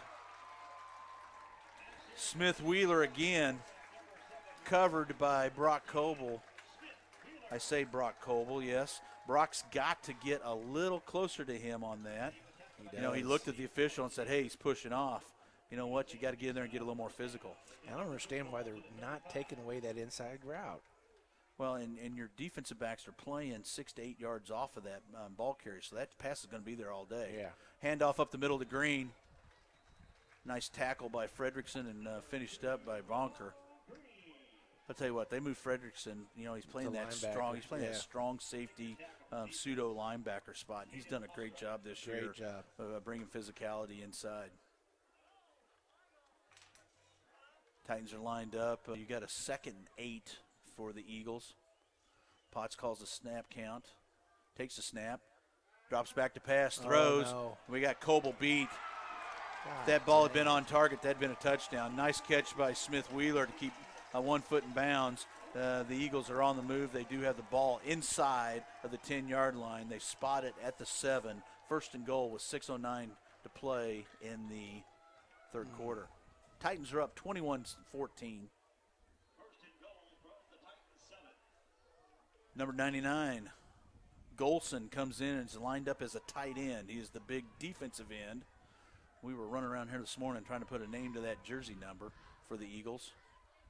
Potts takes a snap, hands it off to Green. Green tries to bounce it outside. He breaks up beyond the 5-yard line, fights through a couple tackles, and is brought down at the 1 by a host of Titans. So you've got 1st and goal.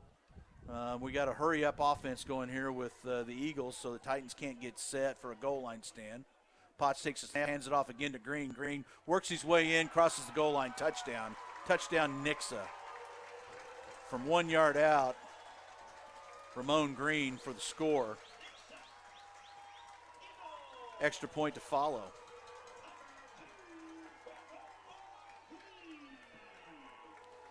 Coach, what did you see there? Anything different, or was it just the want to is a little stronger? Well, right now, we got to do something with our passing coverage. Their OC's caught on to something. I don't know if he picked up the Blue Springs tape or what, but they're kicking us right now in the passing game. Extra point was good, so we have a tie ball game at 21. You're listening to a presentation of Backport Sports, Beck Bros Productions, and 810varsity.com.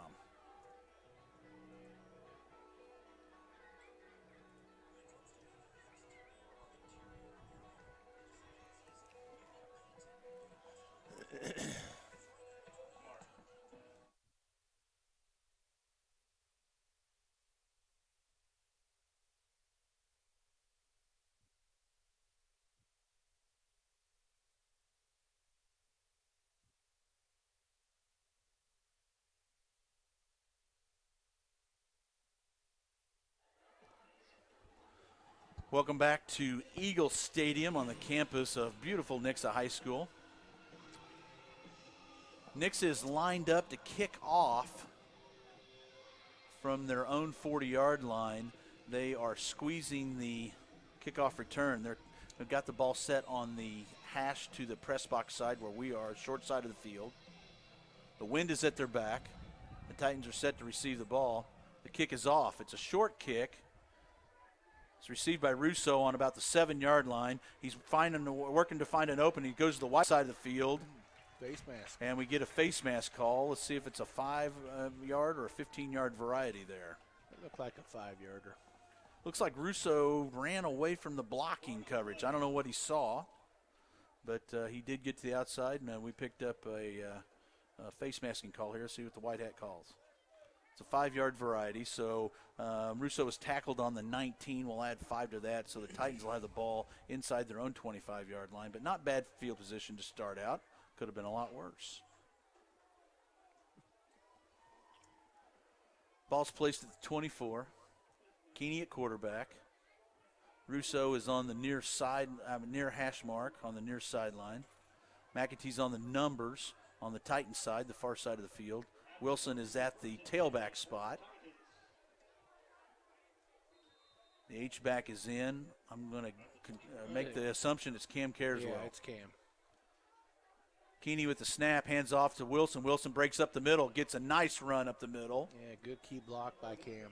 Let's give 6 yards to Wilson on the carry. And tell us a little bit more about that block by Cam Carswell. Oh, Cam Carswell stepped up inside, took a hit on the backside linebacker that kind of sprung Wilson.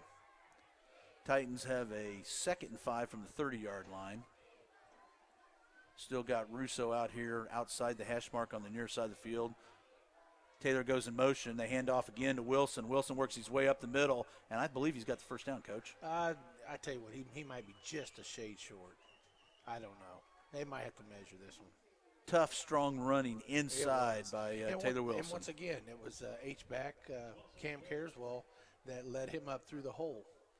Help us out here, Coach. What is the H-back? Is it an old it's fullback? I think it's a fullback.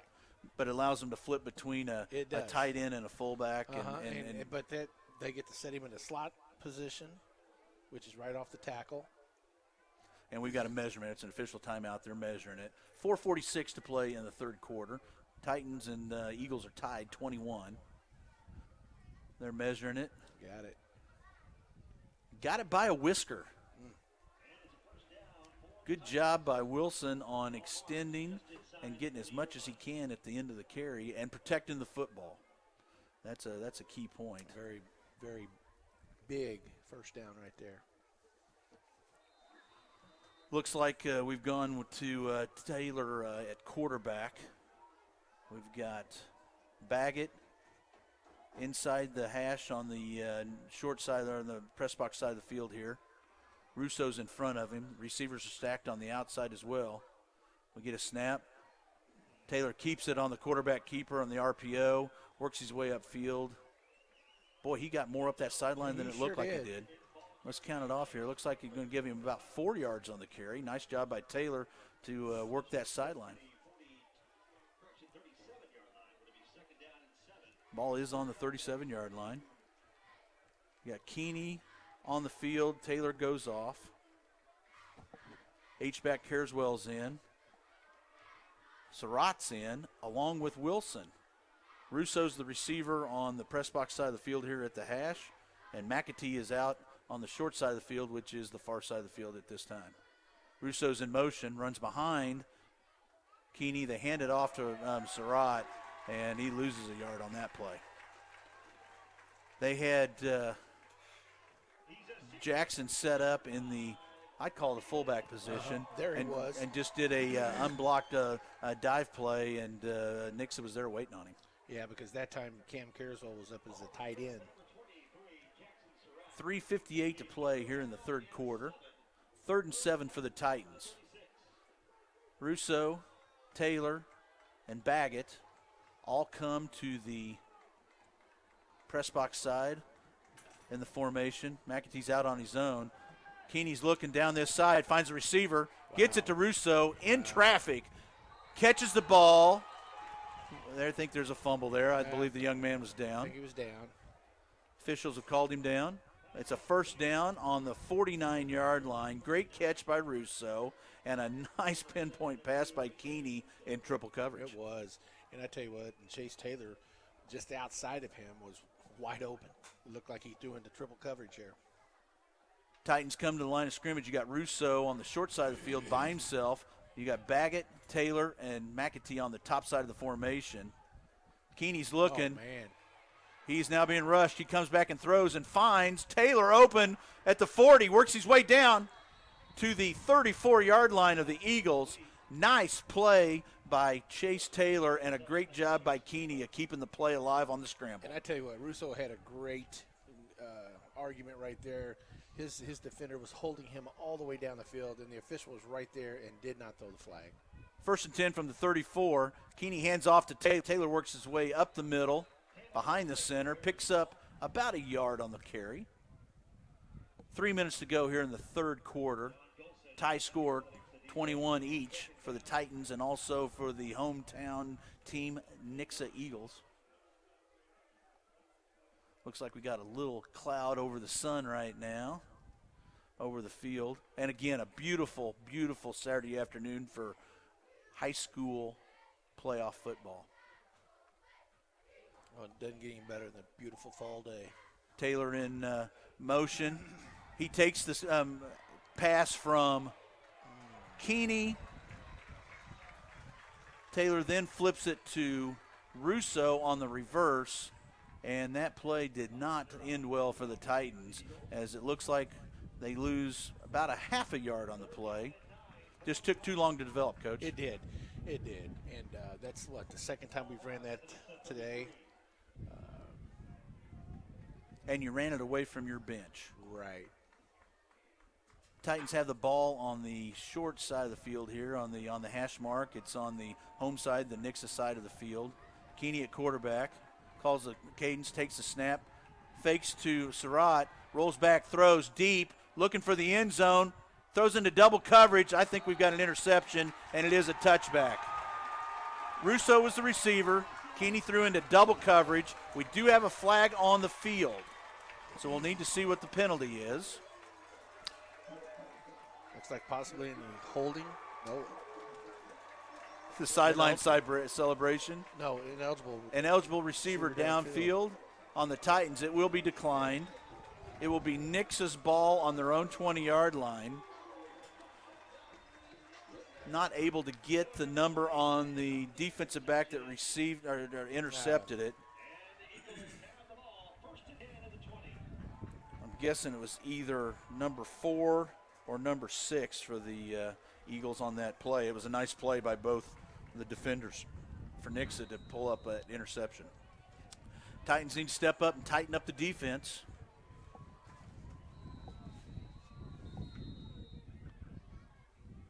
Looks like we got a timeout. Timeout by Nixa. Keep an eye on those timeouts, Coach. That's one used early with 1:44 to play in the third quarter.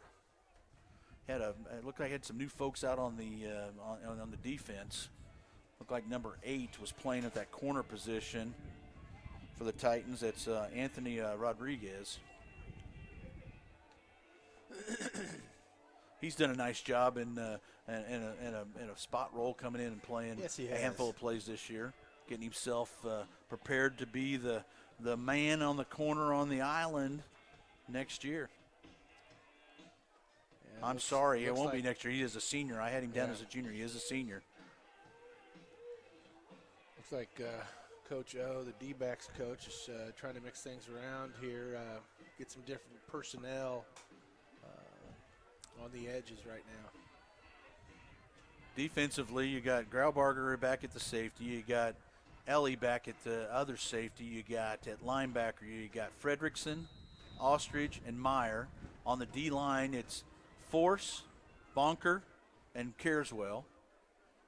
We've got a handoff to Green. He cuts back away from the flow of the action. He's in the open field. He crosses the 50 and is tackled from behind by Chase Hammond. Another nice play by Hammond to prevent that Eagle score.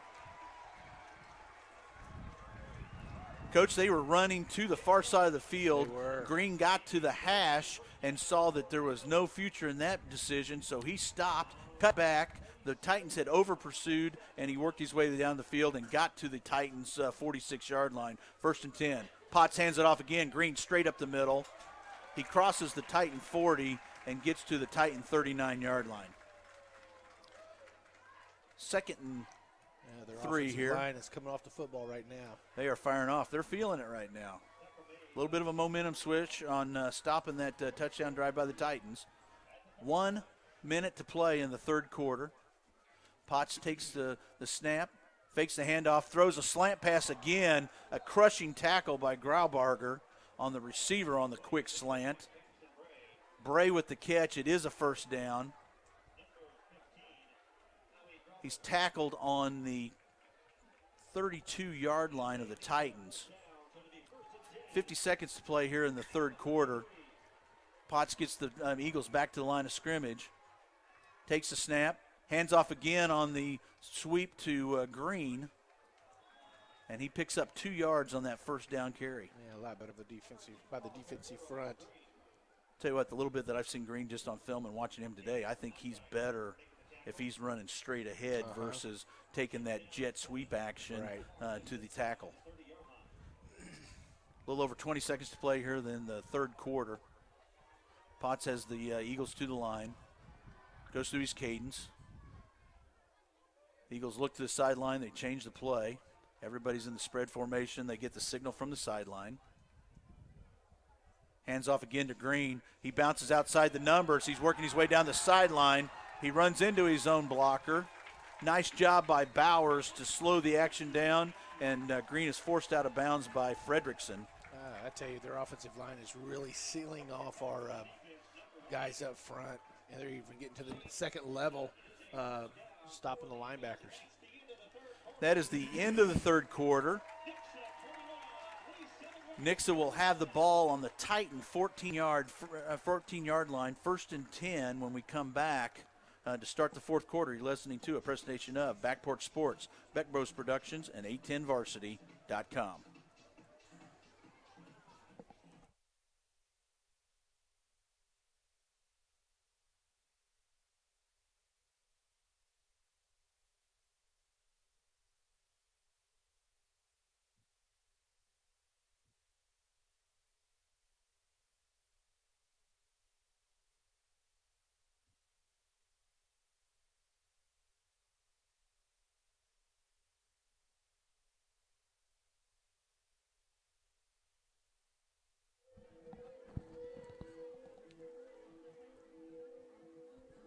Welcome back to Eagle Stadium on the campus of beautiful Nixa High School. Titans have their backs to the wall here in a tie ball game, 21-21. 1st and 10 for the Eagles on the Titan 14-yard line. It's just really surprising the way Nix's game plan has drastically changed. It's now on the ground. And as we talked, you know, they were trying to throw the ball early. Now they are just basically ground and pound, pushing it straight up the field. Potts is back, throws a pass. It is into traffic and behind his receiver. It looked like two Titans got their hands on it before Bray got his hand on it. It is an incomplete pass, so it'll be 2nd and 10 from the Titan 14. I tell you, being up this high, you can really see patterns really well. Yeah, you can see it develop for sure. They're showing on the scoreboard 2nd and 9 and 9 to go. They're about 10 yards too far, or about 5 yards too far down the field. Potts takes a snap, tries to set up a screen. Green stumbles coming out of the backfield. Looked like he got stepped on by his tackle. His tackle took a step back, getting position to block. It looks like that was Careswell that came through there. So it's another incomplete pass. You've got 3rd and 10 from the Titans' 14-yard line. Nix is in the spread formation. Potts is going through the cadence. He looks back, gets the call. He changes the call at the line of scrimmage. Green moves up to an up back instead of the trailing tailback in the pistol. Throws right down the middle, untouched. Potts hit the open slant. The receiver had an open release, untouched, ran right across the face of the safeties, caught the ball on the 1-yard line, 2 steps in the end zone for a touchdown for Nixa. Coach, that's not how you play defense. No, it's not. My goodness.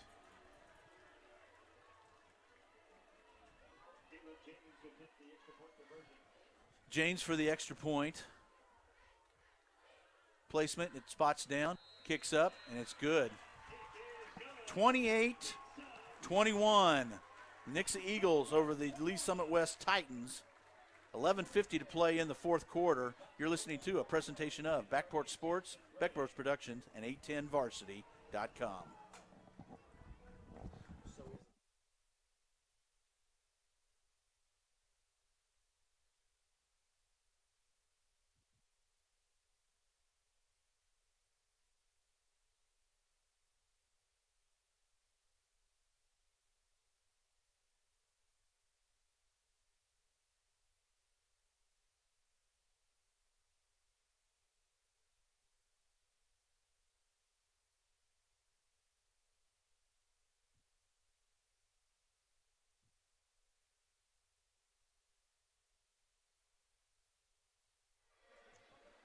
Welcome back to Eagle Stadium on the campus of Nixa High School. Mark Files in for Joel Becker, who is on assignment in Nebraska.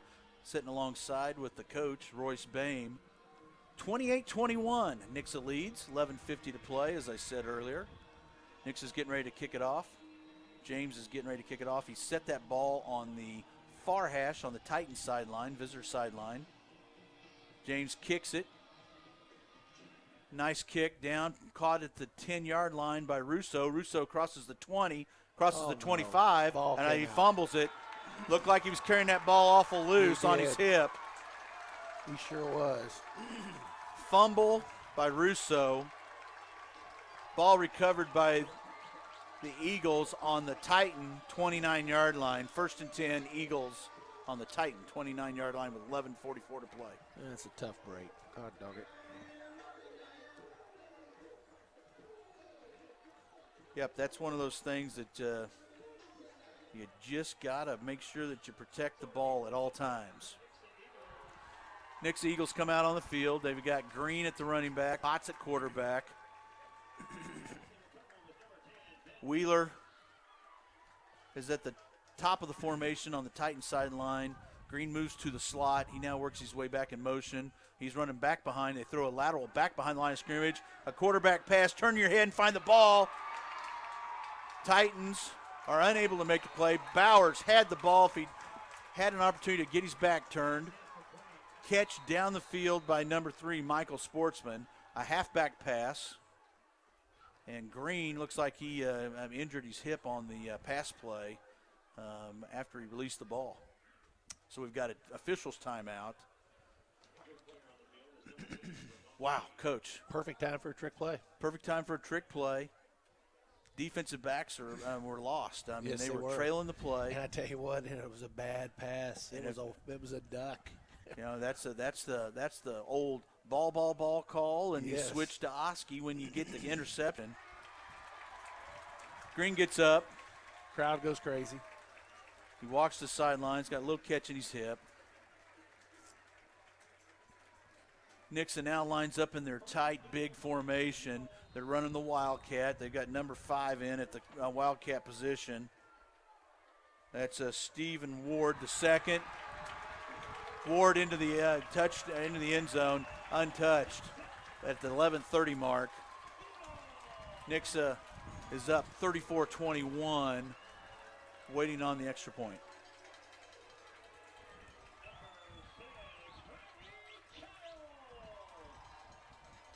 That's a heartbreaker for the Titans. They were in the ball game, and they still are in the ball game. They got an opportunity to come back and get a couple quick scores here, but they need to refocus. They sure do. James is back ready to attempt the PAT. Spot down, placed, kicked. No good. I think it was blocked at the line of scrimmage. So Nixa is up 34-21 over the Titans. We'll take a quick break here. You're listening to a presentation of Backport Sports, Beck Bros Productions, and 810varsity.com.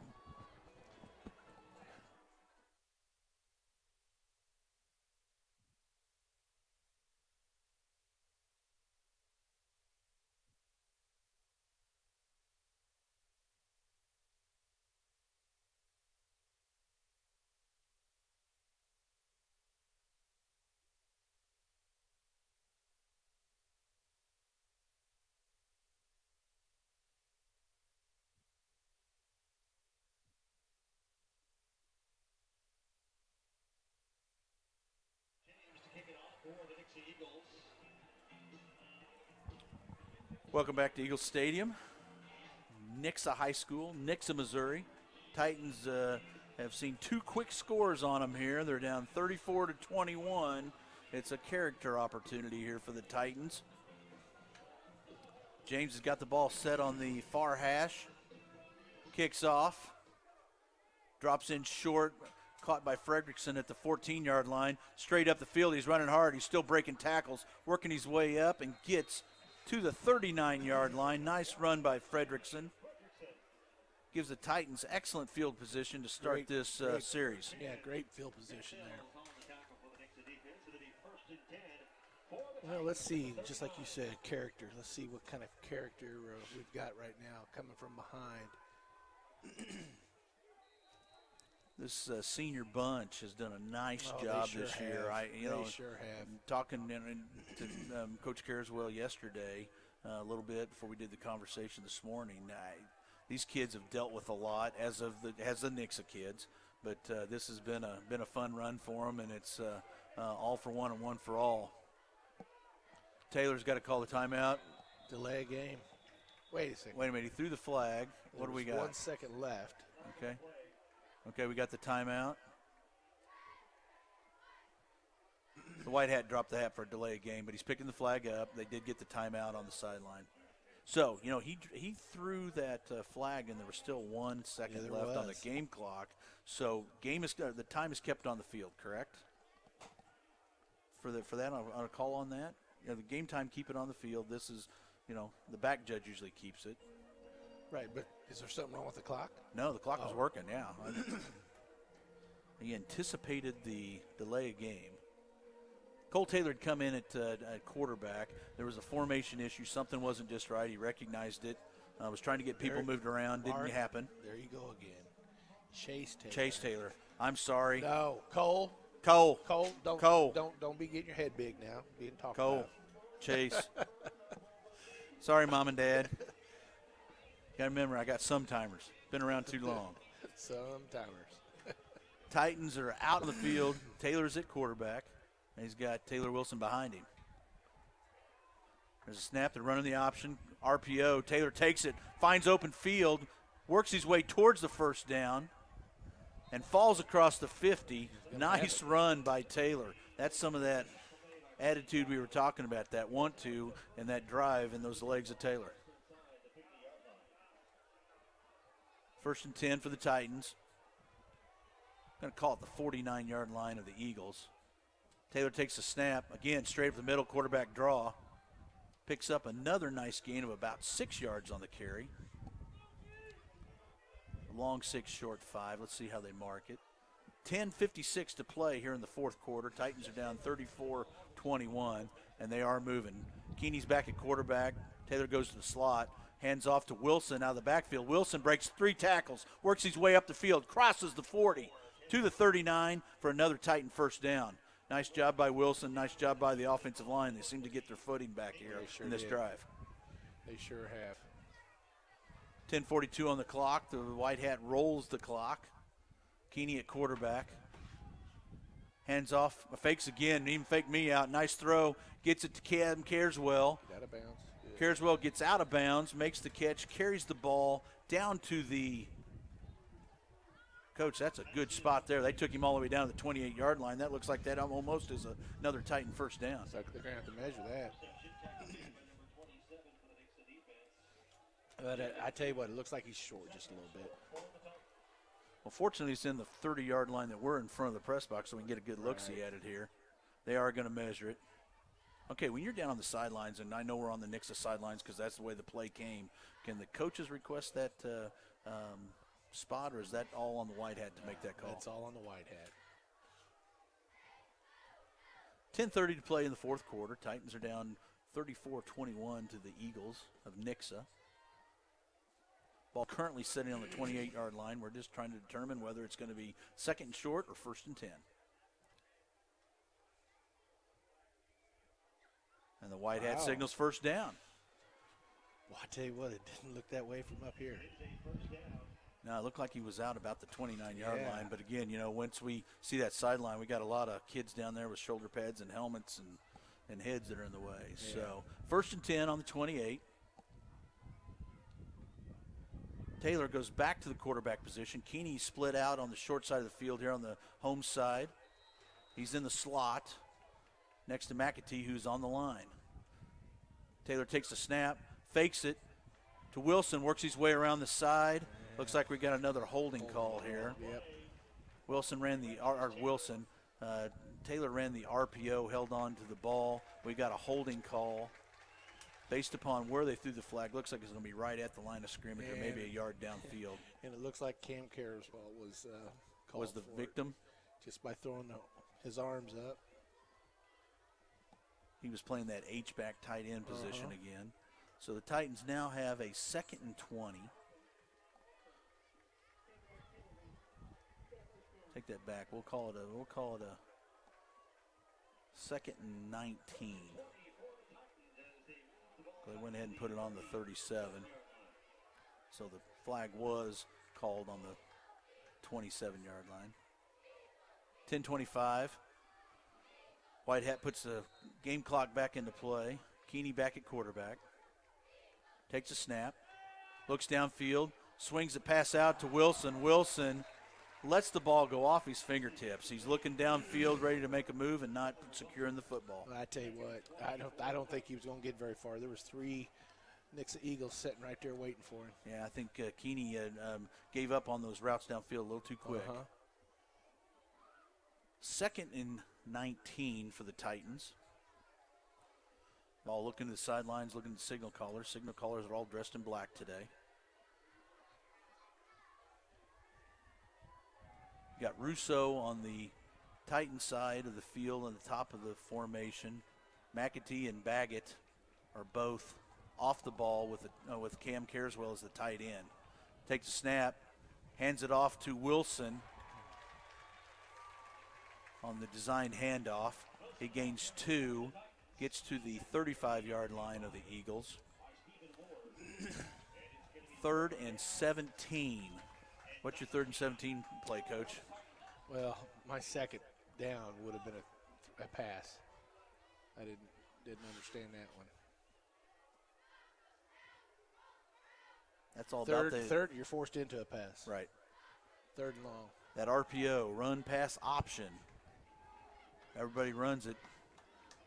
Give the kids a lot of control to make decisions. Keeney drops back, stands in the pocket, throws downfield, makes the pass, completes it to Russo. Russo with the catch. It's way short of the first down. Catches the ball on the 25-yard line. The Titans need the They have to go 18 for the first down. So you're going to have basically a 4th and 7. Russo did get out of bounds, so the clock stops at 9:32.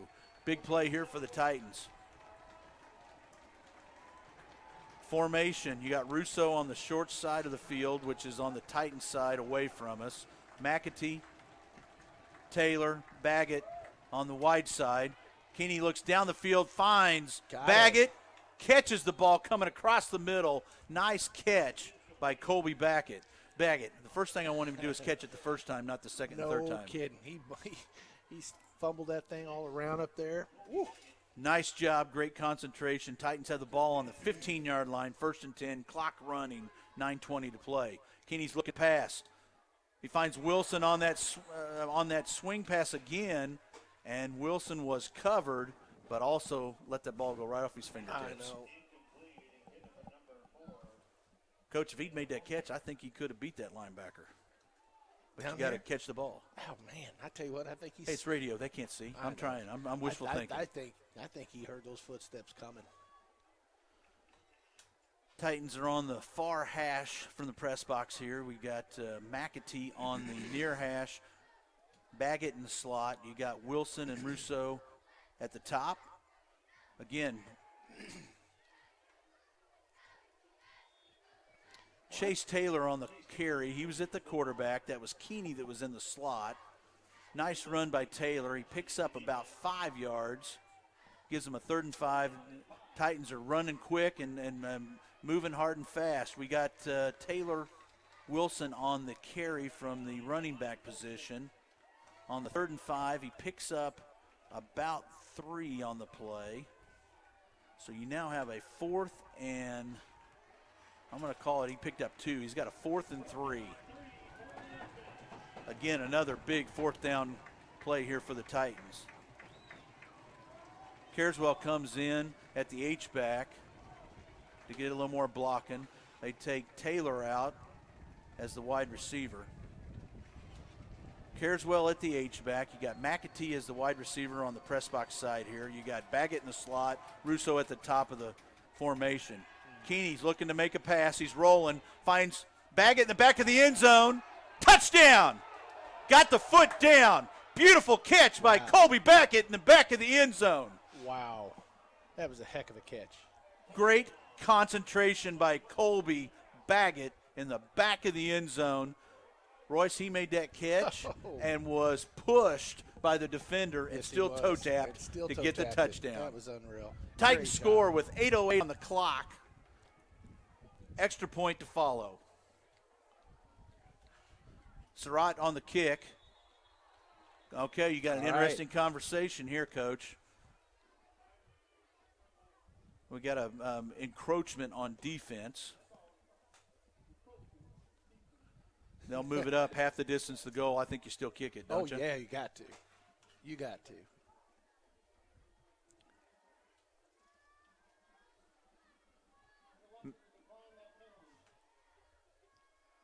They decline the penalty, so the ball will stay at the 3-yard line.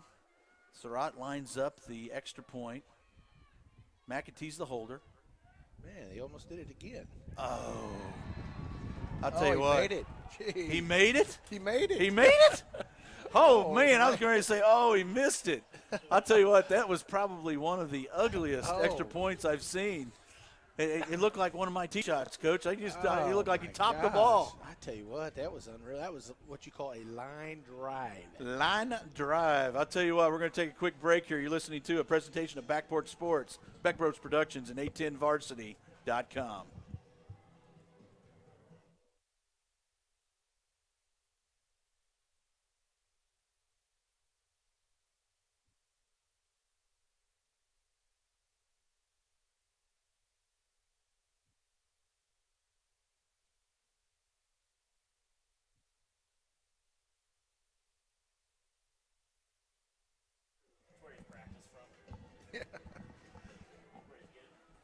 Welcome back to Eagle Stadium on the campus of Nixa High School in Nixa, Missouri, where the Titans trail the Eagles 34-28. Well, I tell you, Reinhold with the kickoff. It's a squib kick down the middle, picked up by the Eagles on the 20-yard line. They're working their way back upfield. The Titans are missing tackles, and he breaks it.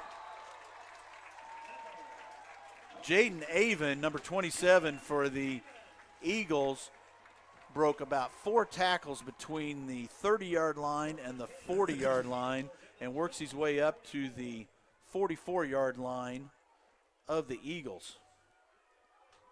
Wow. Titans just weren't rapping. No tackling at all. 7:59 to play in the fourth quarter. And that's not like our kickoff. It is not. It is not. They play with a vengeance. They play aggressive. Eagles come to the line of scrimmage. Potts goes through the cadence, fakes the handoff. Again, that quick slot right in front of the defensive backs. Coach, that's Bray taking that inside slot position. He's lined up just off the tackle. He runs 3 yards down the field and runs a direct slant in front of our safeties. And we never did. We only had 2 linebackers in there, too. Well, you had Hammond split out wide on the extra receiver. So, number 8, who's playing in the slot on the top half of this formation, same thing. It's the same thing. Here we go. It was a first down play. Eagles have the ball on the Titans' 45-yard line. 7:42 to play. Potts goes through the cadence, hands off to Green, brings it to the short side of the field. He stops, cuts back. A little Le'Veon Bell-esque on that run. He had all the motion going towards the numbers, towards the sidelines, puts his foot in the ground, turns it upfield, and gains it's a short gain of 1, but a nice effort on his part as the running back.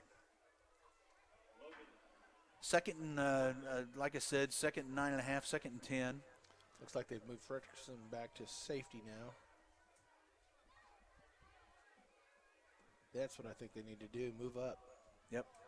They drop back, drop up, but you got Meyer out there also as the outside linebacker. Now he's out there farther, yes. Got the pass. Bauer has no idea where the ball is. Gosh. Throws it right over the top of his head. One-handed catch by number 13, Smith Wheeler.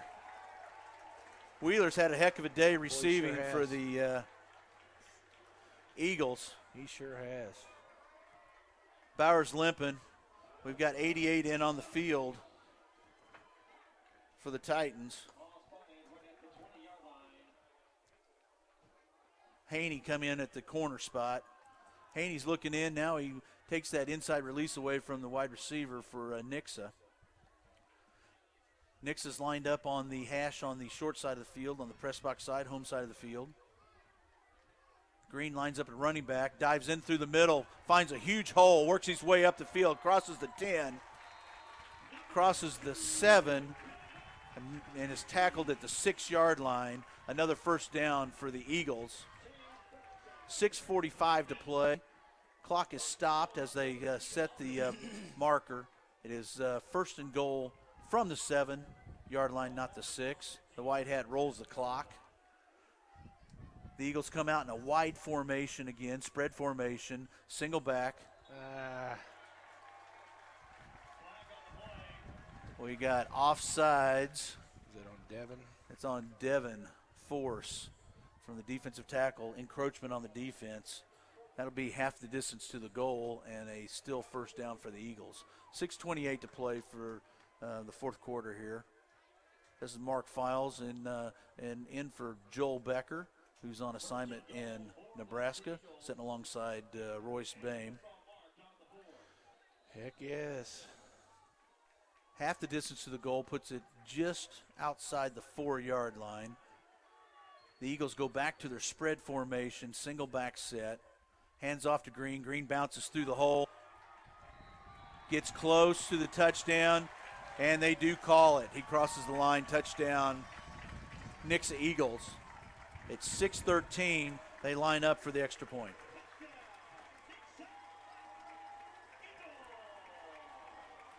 Coach, it's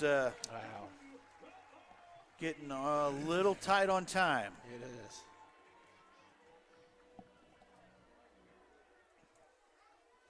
Nix is in the formation. Long snap, place, spot, and again blocked. Extra point again blocked by the Titans. Nixa 40, Lee Summit West 28. 6:13 to play. You're listening to a presentation of Backport Sports, Beckbrook Productions, and 810varsity.com.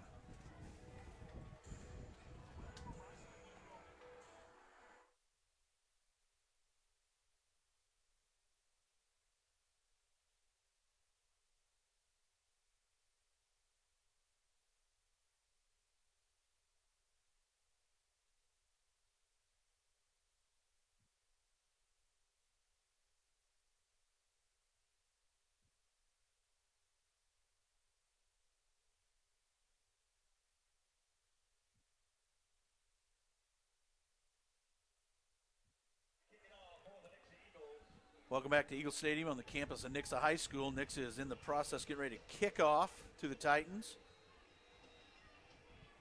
Titans do have the wind at their back here for the fourth quarter, and they need to get a couple quick scores and tighten up on defense.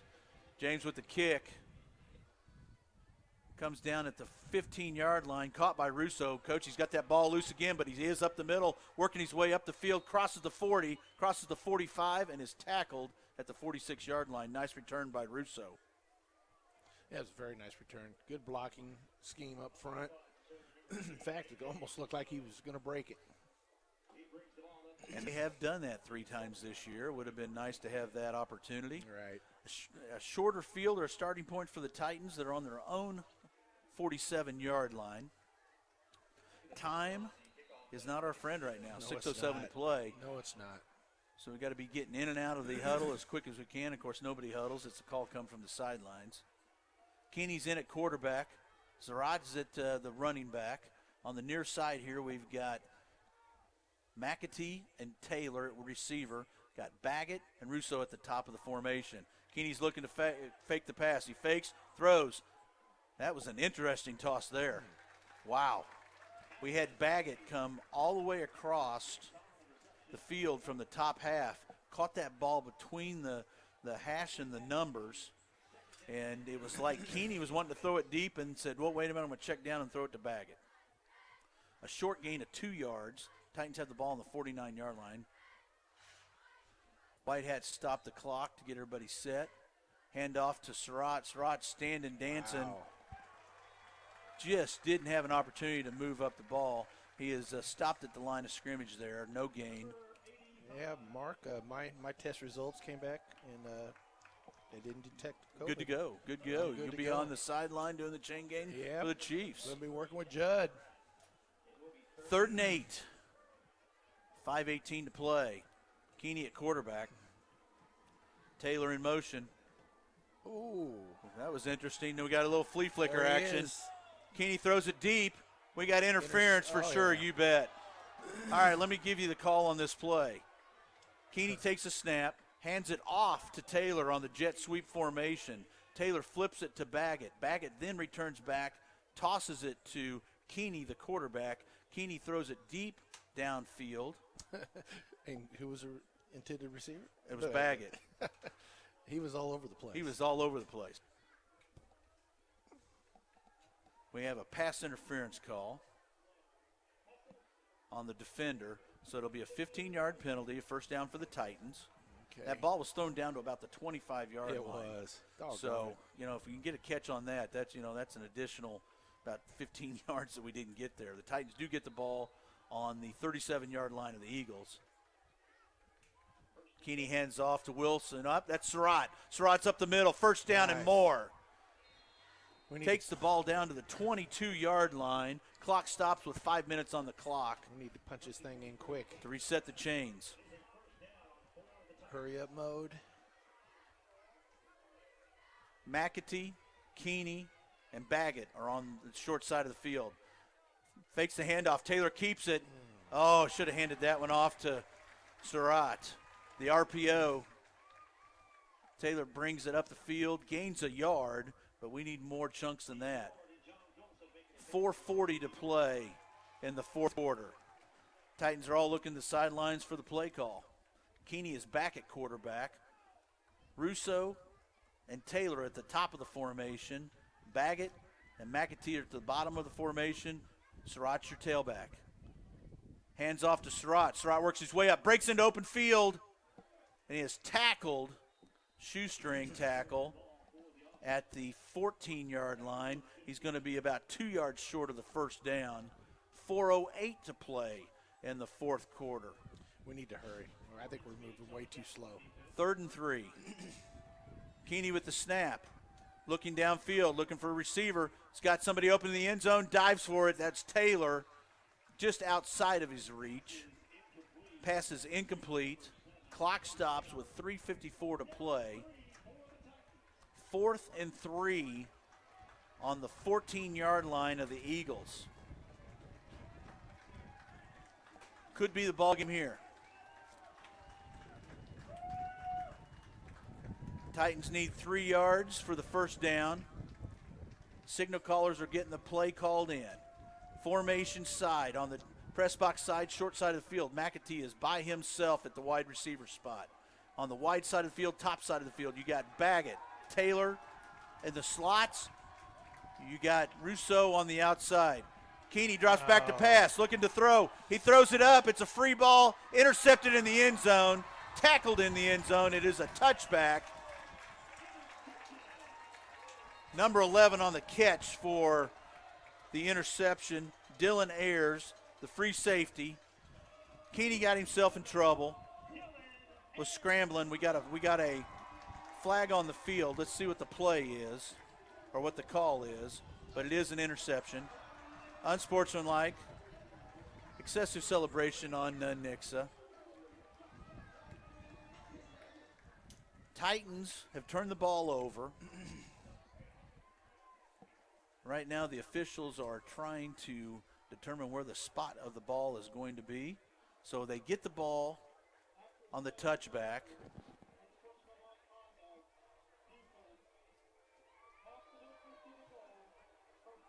$15-yard penalty. They get the ball on the 20. It'll be half the distance to the goal, so they will place the ball on their own 10-yard line. 3:46 to play. Nixa is in control of 2 touchdowns, 12 points. No extra points. Both of them were blocked by the special teams of the Titans. It's go time here for the Titans. They need to get a turnover and get it quick. Potts goes through the cadence. Hands off to Green. Green cuts up into the inside. Short gain of a yard. And right now it is all about using timeouts and managing the clock by the Titans. And it's tough to do when you do not have the ball, Coach. No, it's tough. play clock was set, that new 40-second play clock, which I don't like. They just reset the play clock to 25 seconds. 2nd and 9 for the Eagles. Potts goes through the cadences. He looks back to the sidelines, gets his play, advises the lineman, takes the snap, hands off to Green up the middle. Green gets 3, 4, crosses the 26-yard line for a nice 5-yard gain. And the clock is rolling. 2:59. Titans take a timeout at 2:58 here in the fourth quarter. That is their second timeout. They have one left at their disposal. Paint the picture here for you. It's 3rd and 4 for the Eagles. They have the ball right now on their own 17-yard line. Actually 16-yard line, because it's just a little bit beyond the 17-yard line there, about halfway in between. Titans are called the timeout. The defense is over getting their instruction from the coaching staff. Nixa is on their sideline getting the coaching staff input. Anything special you can draw up here in this? I tell you what. Yeah, you do a wholesale blitz. What do you do? Well, it's 3rd down. I don't think you can go a full-cell blitz on this thing. Let's tell you who we got in at the line. You got Careswell at end. You got who we got in there looking. You got Lewis at the tackle. You got Devin Force in there. Looks like they've gone with additional linebackers. Got Sweeney in there. Yeah, it looks like they moved Fredrickson back up. Potts goes through the count, takes the snap. Green breaks it, gets the first down and some. Makes it all the way out to the 22-yard line. He needed to get to the 20. Got the first down, and now we get another yellow flag from the side judge on the home side of the field. And we got a little extracurricular activities going on.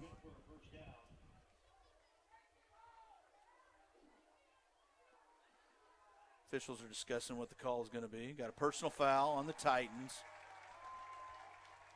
That's going to be an additional 15 yards tacked on to the first down carry by Green. 2:53 to play here in the fourth quarter. Not a smart play by the Titan defender. What did you see? Did you see something? Honestly, I don't know if it was a late hit or if it was something in the pile. Nixa Eagles move out to the 37-yard line. Clock's running, 2:45 to play here in the fourth quarter. Titans are in desperation period here. They need to do something within the guidelines of the rules to get this ball back. Potts goes through the cadence, puts Bray in motion, hands off to Green up the middle, straight dive, runs through 3 tackles. Bonker's able to get him by the jersey and tackle him and save. A 65-yard touchdown scamper by Green. Bonker's, Graybauger, was able to get him tackled at the 47-yard line of the Titans. Clock is running, 2:17 to play. 1st and 10.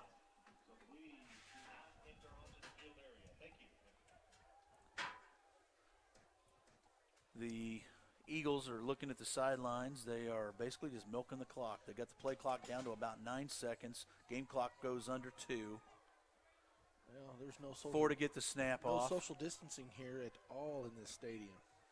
Hand off to Green. Green's up the field, works across the 45-yard line, gets down all the way to the 41-yard line, and again, another set of unsportsmanlike conduct calls coming against the visitors' Titans. Is that Bonker? Looked like there was one on Bonker on the backside, and it looked like there was one on the tackle on the front side. But I can tell you, Green had his helmet removed at the end of the tackle, so they're going to allow him to stay on the field. Got 2 flags on the field. Actually, looks like we got 1 picked up. Maybe they saw the same infraction.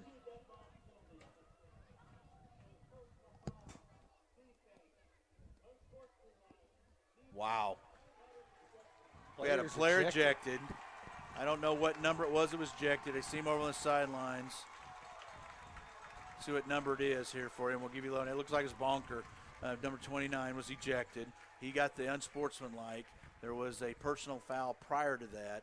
The ball right now is setting on the 41-yard line. They are now getting ready to mark off the penalties. One was a dead ball. One was at the end of the play. So is it possible they'll put 30 yards, mark 30 yards? That is unreal. They put 30 yards on there? Yeah, they are. So there's the first 15 yards administered. That took them to the 25-yard line. Now they're marking off the additional 15 yards. The Eagles will have the ball on the Titan 13-yard line. 1:46 to play. And, Coach, this isn't the way you want to finish your season if you're a Titan fan. No, it's not. Teams played with a lot of class this year. This is not a way you want to end it. Not with all these personal fouls here at the end of the game. That's uncalled for.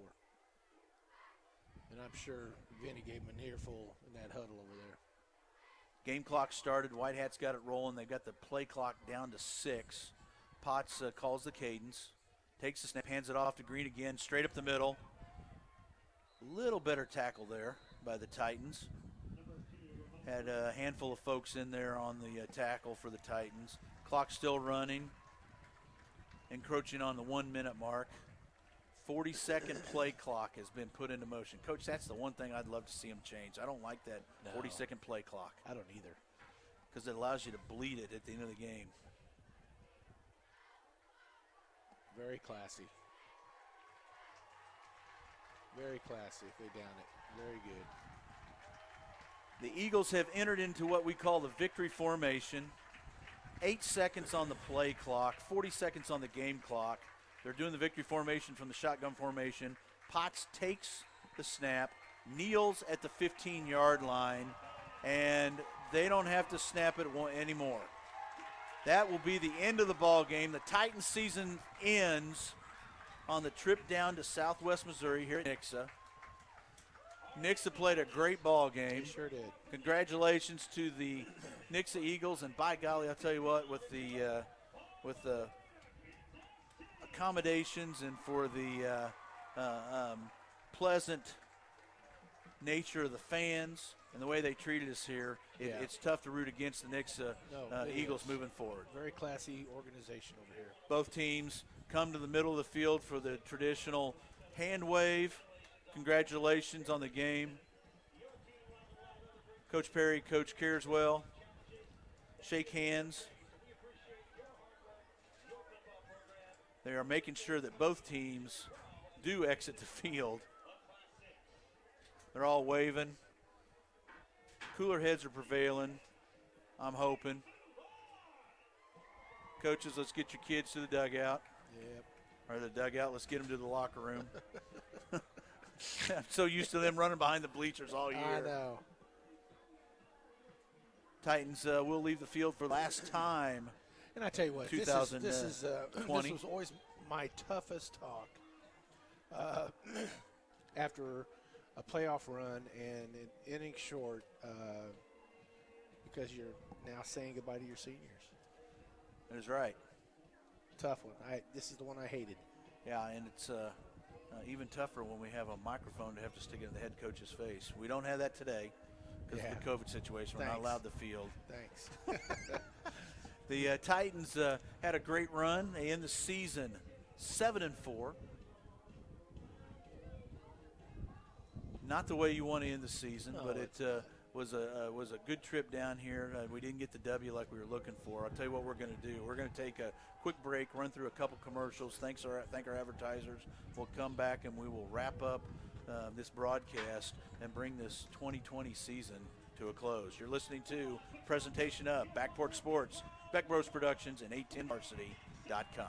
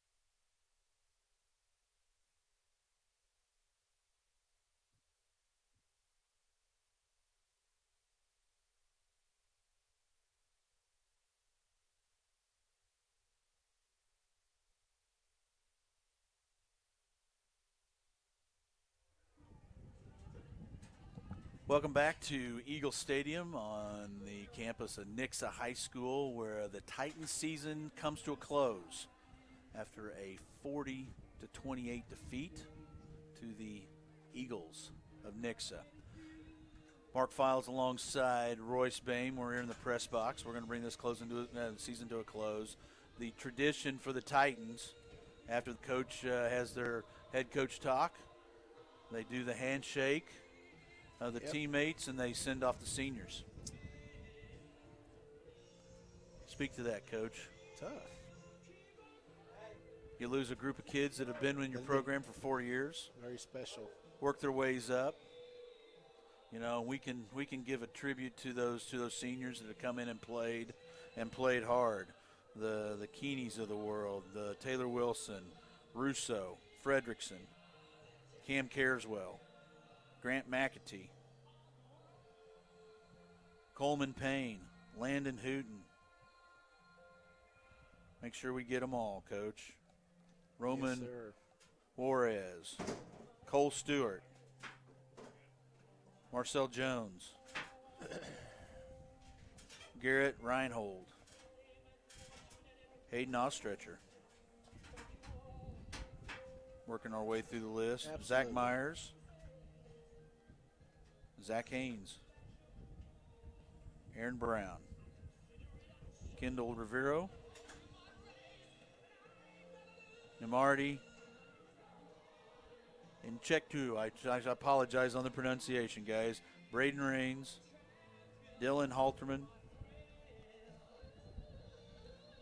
Jeff Kunkel, Chase Allball. And we're reading them right off the roster here in no particular order. Devin Force, Joshua Lewis. Those are your senior Titans that will be moving on and strapped on the Titan gear for the last time as a football player. Coach Careswell out there communicating with the boys, talking to them. I mean, it's you played the game, you coached the game a long time. I've had the opportunity to coach and play and call games, and there's no answer for this.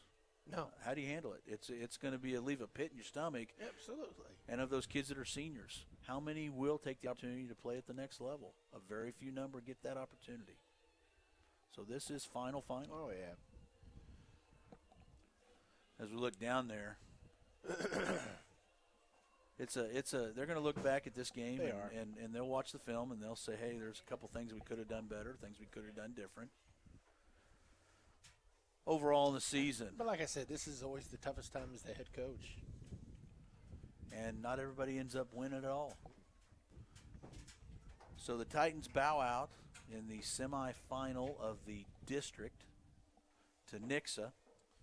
For those that were at home, we appreciate you being a watcher, a listener all season long, battling through with us on the technical difficulties. Dealing with the honoring-us calls that we make and the fun that we have. And it was fun. It's been a fun year. And we didn't do a game from the back of a pickup truck, but we did it outside the bleachers a lot. Absolutely.